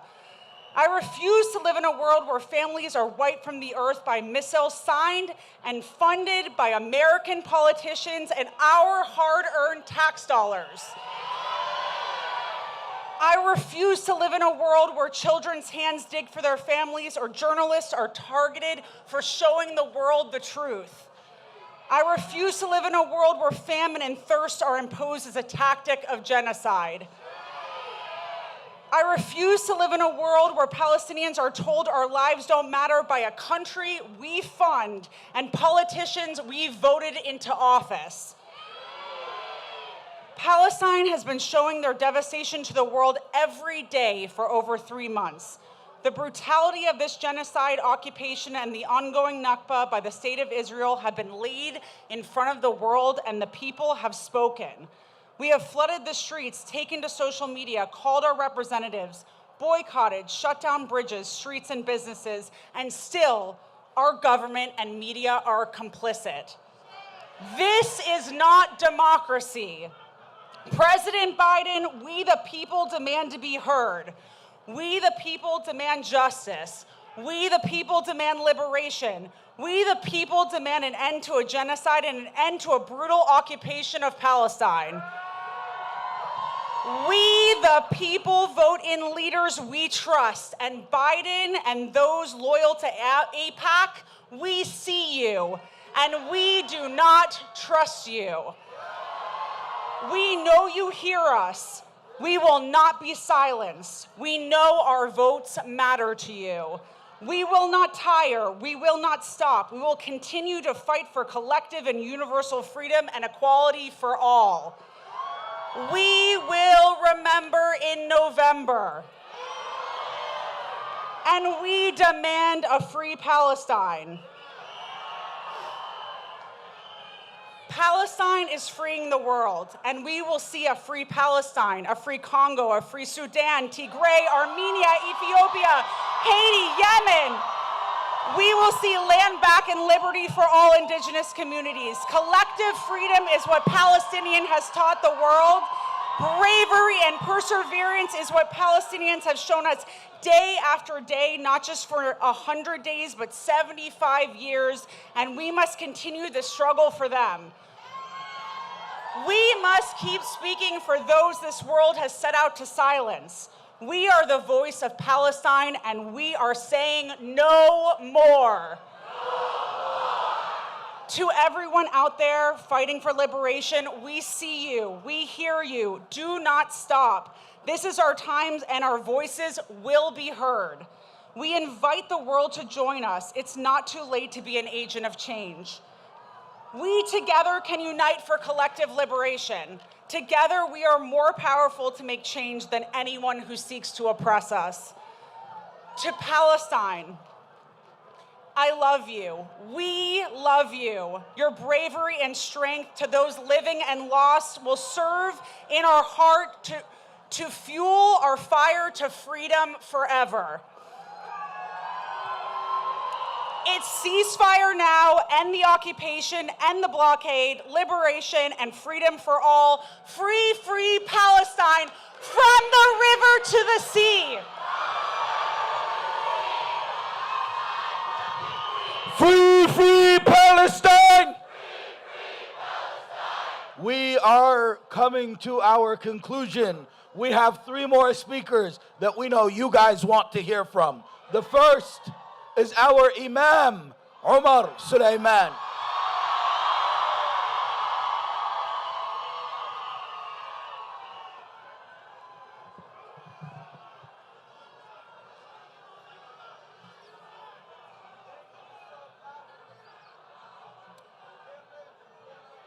Assalamu alaikum wa rahmatullahi wa barakatuh.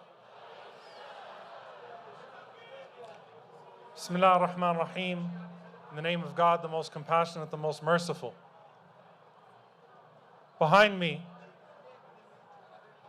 you have over 200 martyrs that are represented by their families. 200 martyrs whose stories were never told in the mainstream media, posters that you have not seen on the light poles here in Washington, D.C., or in New York, or in Chicago, or in Dallas.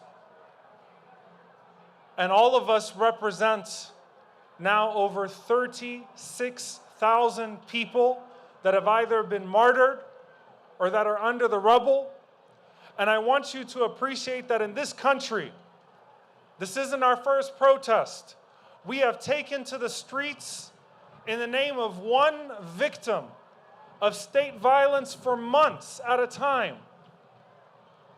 If we were to take to the streets for every single casualty and every single person that is under the rubble for the last 3 months, it would take us 100 years to honor each and every single one of those victims. And if we were to collectively take to the streets for the rest of our lives, for just one of the people on these posters, for just one wa'al al-dahduh, it would be worth it.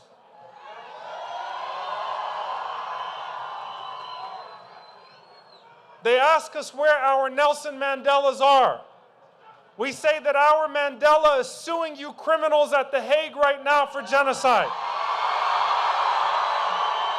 We say that our Mandelas are the children that have resisted over 7 decades of occupation standing in front of Israeli tanks. We say that our Mandelas are the Walid Dahdouhs and the Mu'tazas of the world who continue to hold up cameras to your genocide unintimidated. We say that our Mandelas are the Rachel Corries of the world, are the allies of Palestine, that despite all of the Israeli propaganda over these years, have never relented in standing by our side and saying that we will not go home until every Palestinian can go home. Dear brothers and sisters, I wonder what Desmond Tutu, who went to Palestine and recognized apartheid and said this is even worse than what we experienced in South Africa, and who particularly bemoaned watching ambulances blocked by checkpoints and apartheid walls. I wonder what he would say watching this genocidal government bomb hospitals and ambulances today.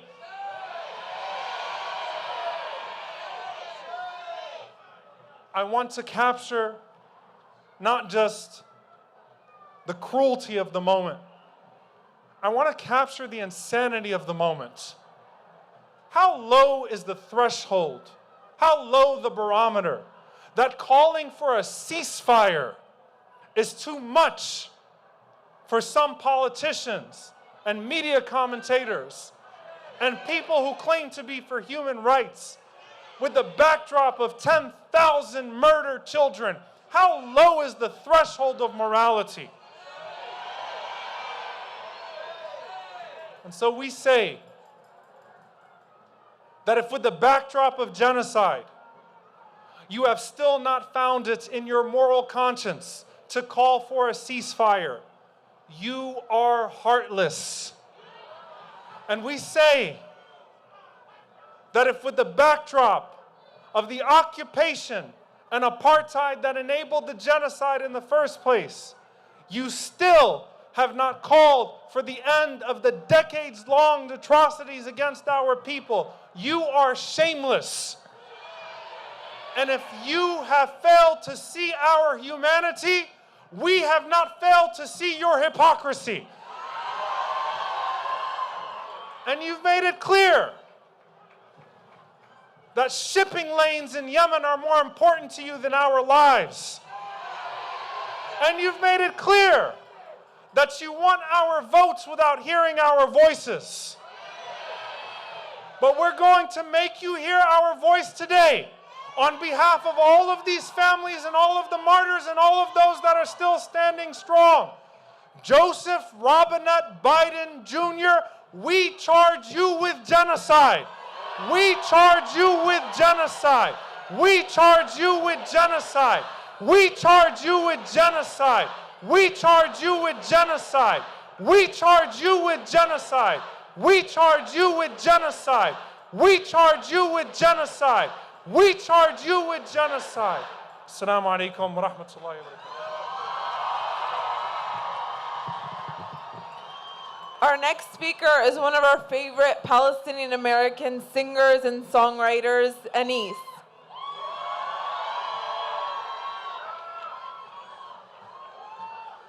Thank you all for being here. When I look out into this crowd, I see proof that Palestine will be free one day. So be proud of yourselves for being here.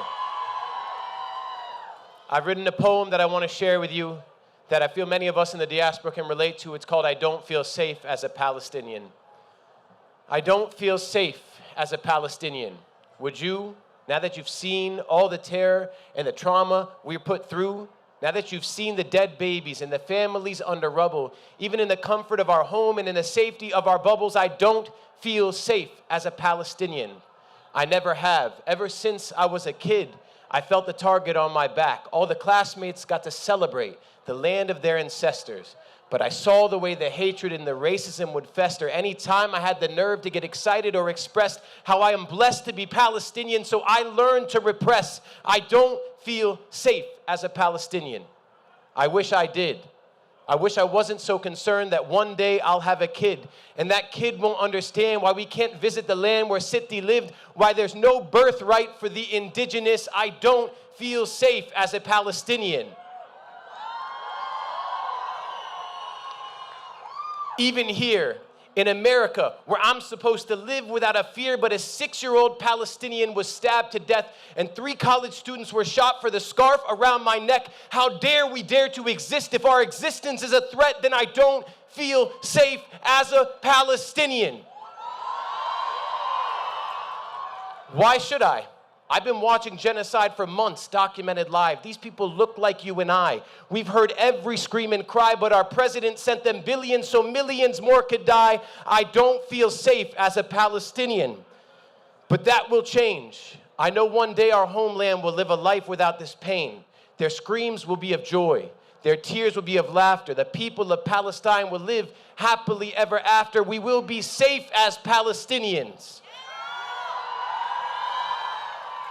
One day soon, they cannot break us, they cannot shake us, no matter what evil they use, no matter how many they kill, no matter what bullets they shoot. You can't break the soul of a native people who refuse to accept their occupation. So no matter what they do, we will be safe as Palestinians. It's just a matter of time. From out of the hell of darkness, the light of freedom will shine. From under the city's rubble, Gaza's people will rise and dismantle the occupation, because within our lifetime, we will finally be safe as Palestinians. Don't ever lose your hope. They can steal land, they can steal homes, they can steal a lot of things from us, but they can never steal our joy, they can never steal our art, and they can never steal our hope. Free, free Palestine! Louder, free, free Palestine! Let Biden hear you. Free, free Palestine! Within our lifetime! Free, free Palestine! Within our lifetime! Keep going. Free Palestine.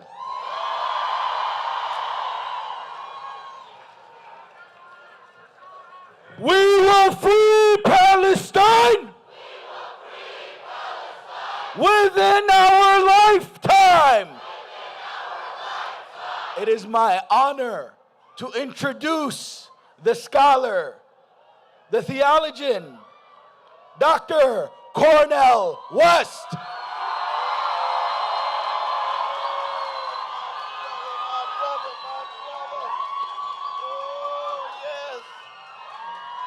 Let the word go forth here and now that we are going to hold up the blood-stained banner and the tear-soaked cause of our precious Palestinian brothers and sisters. Not just in Gaza and West Bank, but all around the world. And it is in the name of truth, and the condition of truth is to allow suffering to speak. In the name of justice. And justice is what love looks like in public. Yes, it's indeed true that Brother Martin Luther King Jr. would have been 95 years old on Monday. And he, like myself, comes from a tradition of a great black people who have been hated and terrorized and traumatized for 400 years, but we still here fighting, we still here swinging. So I'm here to let my precious Palestinian brothers and sisters and siblings know that when I think of where I come from, for every generation, we have love warriors who were willing to live and who are willing to die. Martin Luther King Jr. said, I'd rather be dead than afraid. I'd rather be a corpse than a coward. We need courage.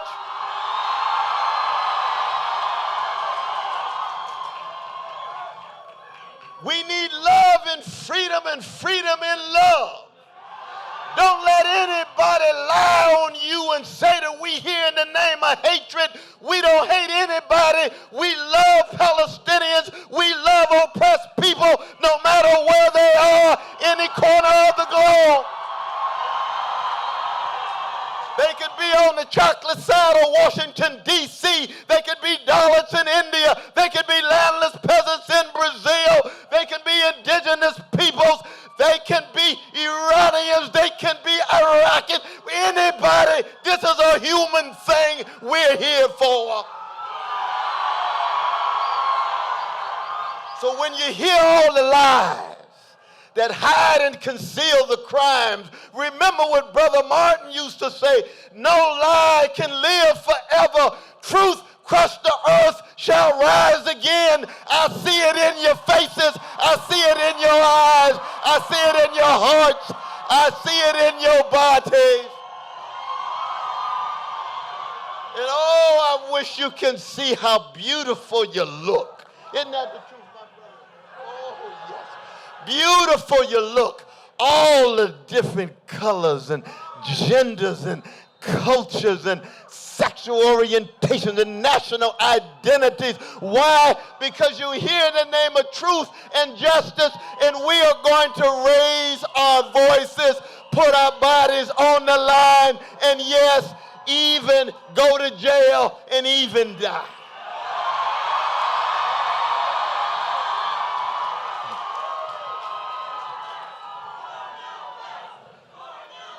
Oh, let me tell you a story. Let me tell you a story. December 17th, 1951, there was a great black brother named Paul Robeson. Y'all know who Paul Robeson was? Give it up for Paul Robeson. He went to the United Nations with a petition that said, we charge genocide. He was talking about black people in the American Empire. And it is consistent to be in solidarity with South Africa, but we don't have to charge genocide. We see it with our very eyes, day in and day out. Those precious babies, the precious men, the precious women. What kind of world are we living in? America, what kind of country? What kind of empire? All of that barbarity, all of that bestiality, and we still have to march in Washington before the Capitol and the White House. My God. It's true.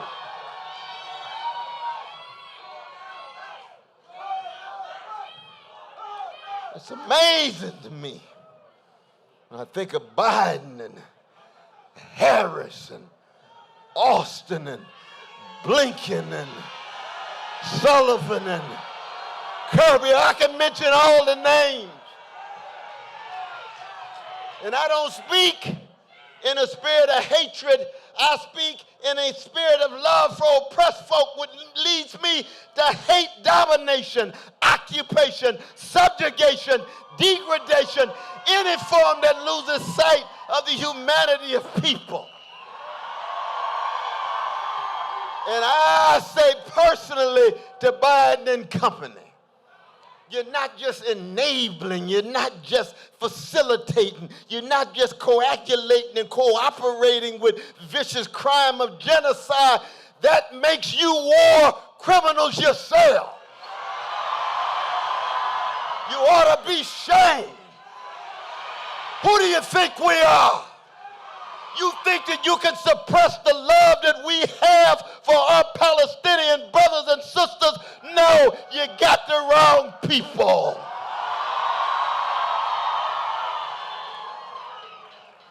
And I would say the same thing if they were Jewish brothers and sisters. The same thing if they were Haitian brothers and sisters. Same things as Ethiopian brothers and sisters. Don't get it twisted. We trying to have some space of morality and spirituality in a moment of overwhelming barbarity. And I can hear the voices of Harriet Tubman and Frederick Douglass. I can hear the voices of Claudia Jones. I can hear the voices of W.B. Du Bois. I can hear the voices of John Coltrane's Love Supreme. I can hear the voices of Curtis Mayfield. I can hear the voices of Gil Scott-Heron. They not just isolated names. They are forces in history that constitute our souls so that we can straighten our backs up. And Brother Martin used to say, anytime, every day people straighten their backs up, they're going somewhere, because folk can't ride your back unless it's bent. Our backs are straight. Our backs are ready. We are fortified. We ready to fight. We ready to resist with resilience. And when they tell us that the claims of our South African brothers and sisters are meritless, and you see they've said the names a number of times, so you know they got talking points. Meritless. Have you seen Gaza? Have you seen West Bank, not just after August 7th? Did you see it in 1948? Did you see it in 1967? Did you see it in 2008? Did you see it in 2014? And you're still looking, and all you can say is meritless. Biden, how cold-hearted and mean-spirited can you be? Got the nerve to go down to a black church where black people were crushed by some sick white supremacist brother. And then you know you're enabling blowing up mosques in Gaza, blowing up churches in Gaza, blowing up places where Jesus himself was born. I'm a Christian. I'm a revolutionary Christian. I come out of the household of Irene and Clifton. I come out of Shiloh Baptist Church. I'm influenced by the Black Panther Party. Don't tell me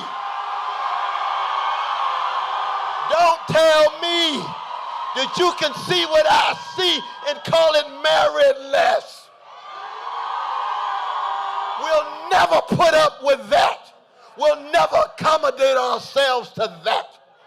And that's why we call it for more than a ceasefire. We want an end to the siege. We want an end to the occupation. We want Palestinians to live a life of dignity. Am I going on too long? One last point. One last point, because we're getting ready to march. Oh, yeah. But when I talk about free Palestine, and one of these days it's going to happen, I may not live to see it for myself, but I know I would have done all that I could to bear witness with every bone in my body. But I want that free Palestine to be a place where we're able to bring together human beings in such a way that, yes, we would be concerned about Jewish safety and security. Nobody's calling for the annihilation of Jewish brothers and sisters, but you'll never have Jewish security. You'll never have Jewish safety if you don't have Palestinian security, if you don't have Palestinian safety. That's what we're talking about. We want equality. We want equality. We want equality.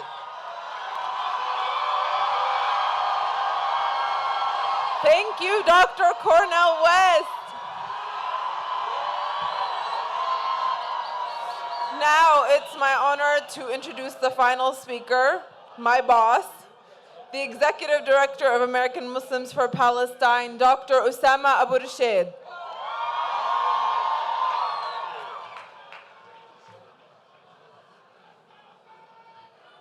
Assalamu alaikum.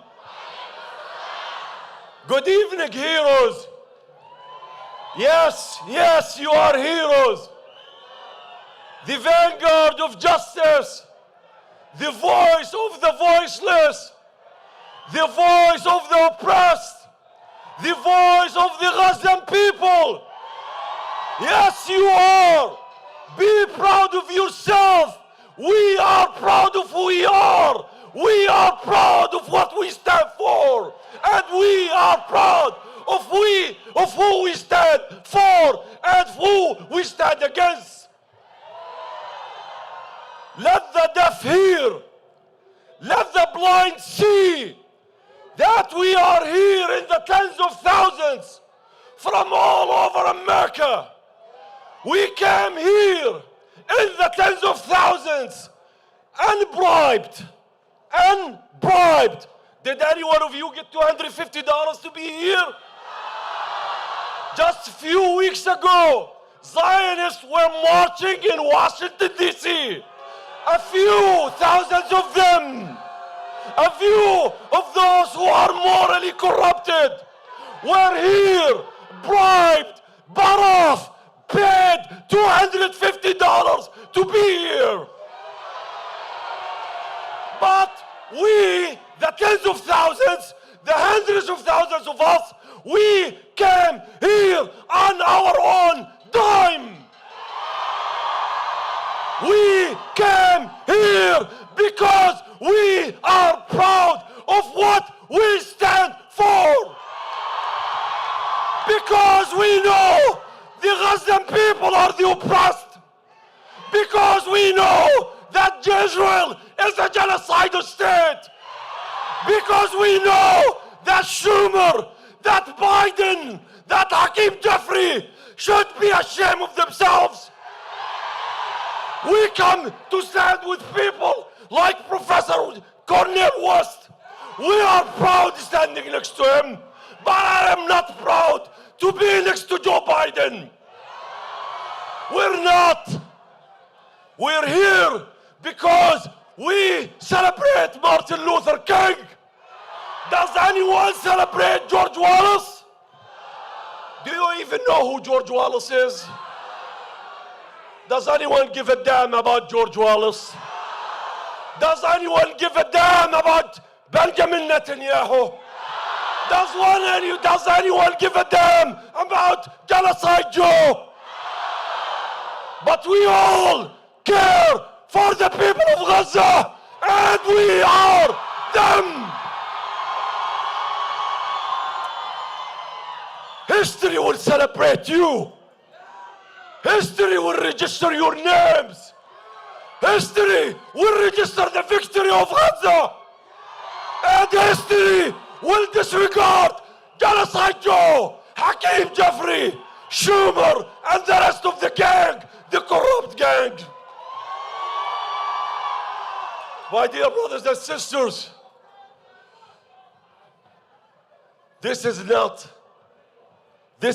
a one activity for Palestine.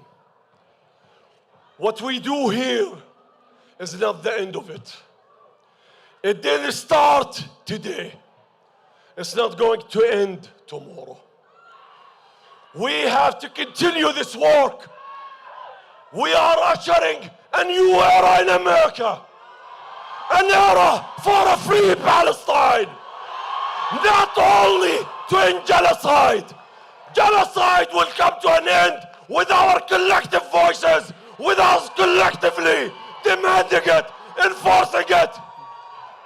We're not gonna forget, we're not gonna forgive. We will not. Those who are being tried now before the ICJ, whether they're condemned or not, we condemn them for genocide. Those apologists of them, those who are defending them, those who are providing them with the diplomatic immunity, we know that you are as implicated as Israel. We know that when this administration calls the charge against genocide Israel meritless, is that they are meritless. They should be ashamed of themselves. Shame on them. Joe Biden, Anthony Blinken, Austin, they know that they are as criminal as Netanyahu, as Ben Gvir, as Smotrich, as Gallant, as Israel. We know that. That's why they call it meritless. No basis. Screw you, Joe Biden. Screw you! Screw you, Joe Biden! You would never be able to take away from us our freedom of expression. We would never be deterred by what you accuse us of being anti-Semitic. We're not the anti-Semitics here. We are for justice for all. It is you who are fueling anti-Semitism. When you claim that Israel is the embodiment of Judaism, when you claim that the Israeli people are the embodiment of Jews, they're not representatives of Jews. And we don't accept that you infringe on our freedom of expression. If you're able to fire university presidents because they stood for First Amendment, we're not going to allow you to compromise our First Amendment. We're not going to be deterred by you. This is a movement. The history, the future belongs to us. Younger Americans, you are the majority who condemn Israel, who sympathize with Palestine. Not because they're Palestinians, not because they're Muslims vis-a-vis Jews, or Christians vis-a-vis Jews, or Jews vis-a-vis others. It's not because of that. It's because we stand on a principle. We stand for justice for all, for any oppressed people. I am a proud Palestinian. I am a proud Arab. I am a proud Muslim. If Jews were being massacred the way the Palestinians are being massacred, wallahi, I'll be standing here, speaking on their behalf, defending them.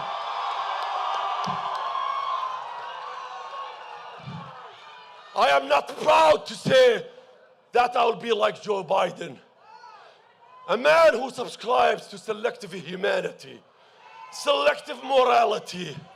This corrupt administration was prompt in supporting the ICC, accusing Vladimir Putin, another corrupt, another dictator like this stupid guy here behind me, accusing him of what? Of genocide.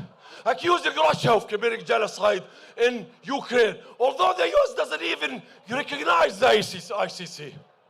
But suddenly we have some moral authority, as he claims. We go against Russia. We go against Vladimir Putin. We see the crimes that Russia is committing in Ukraine. But when it comes to Israel, there is no genocide. Antony Blinken suddenly is a blind person. Antony Blinken suddenly is a deaf person. Antony Blinken, whose hard axe over the Palestinian children being pulled from under the wreckage, still has the audacity to call it meritless, accusing Israel of being a genocidal state. So let me tell you this. We don't subscribe to selective humanity. We don't subscribe to selective morality. We subscribe to humanity, we subscribe to morality, and we subscribe to justice, and we subscribe to ejecting these corrupt politicians from office. I'll end with this. I am proud to be the executive director of the American-Muslim for Palestine. I'm proud to be the executive director of its affiliate 501c4 organization, Americans for Justice in Palestine Action, AGP Action, a lobbying organization for Palestine. I am proud of this collective effort by the Muslim Task Force, by American Muslim Task Force, by our staff. I'm proud that we have made this a reality. I am proud that we believed in you, and you believed in us, and we believe Palestine will be free. And I am proud to tell you that this fight will continue. That does not end here. One, do you see a petition here? Tax Gaza to 21,000. Everyone, I know maybe you don't have service here. Tax Gaza to 21,000. Don't go home tonight, before you tax Gaza to 21,000, number one. Two, this is a movement. Be part of it. Go to our website, American Business of Palestine, or AMP.org, AGPaction.org. Become a member. Become a member of JVP. Become a member of this movement. Become a member of Code Pig. Support all of these organizations. ICNA, CAIR, MLFA, Ummah, all of these organizations. Become active.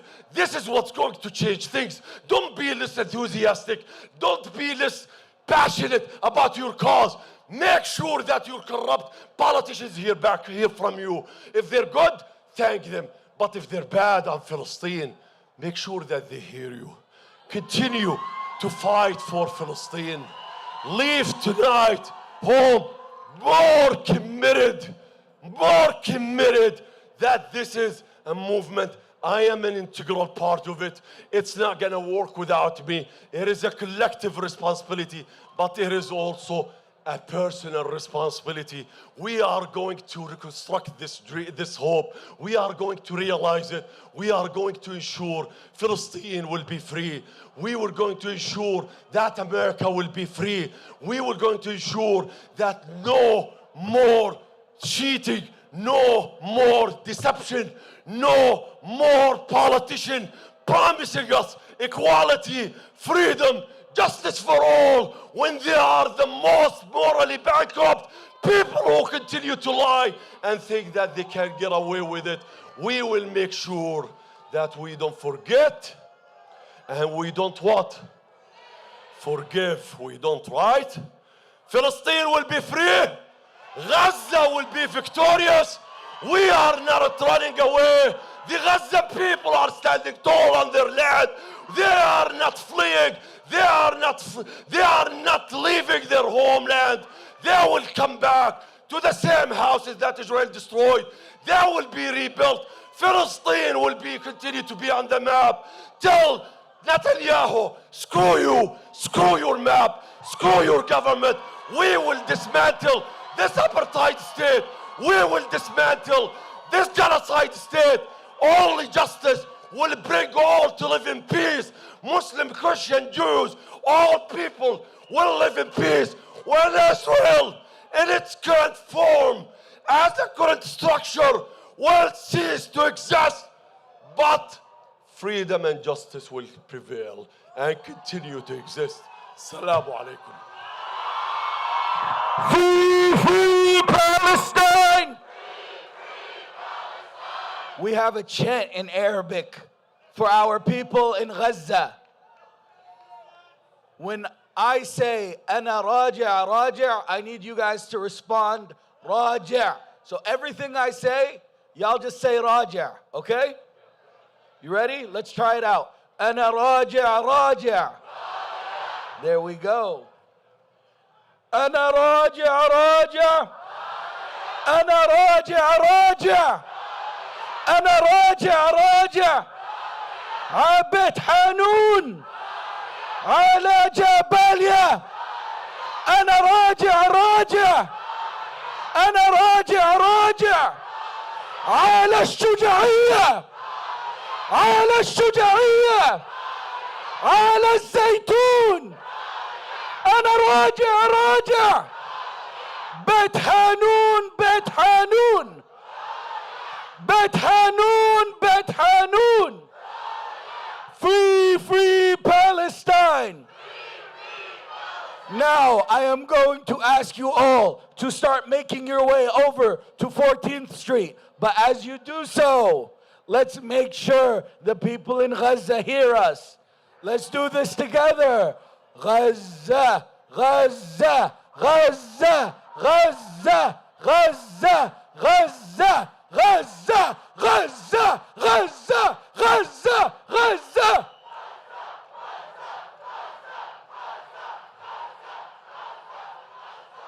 Gaza, Gaza, Gaza, Gaza, Gaza, Gaza. We ask you all to be mindful. If you are on my right side, the right of the stage, feel free to exit from that side. Feel free to exit from that side. Use both sides of the street. We have all this area. Go up 14th. We want to be as safe as possible. Take your time. Go in the way that makes most sense for you. But as you go, let's keep chanting, free, free Palestine! Free, free Palestine! Free, free Palestine! End the occupation now! End the occupation now! End the siege on Gaza now! End the siege on Gaza now! Free, free Palestine!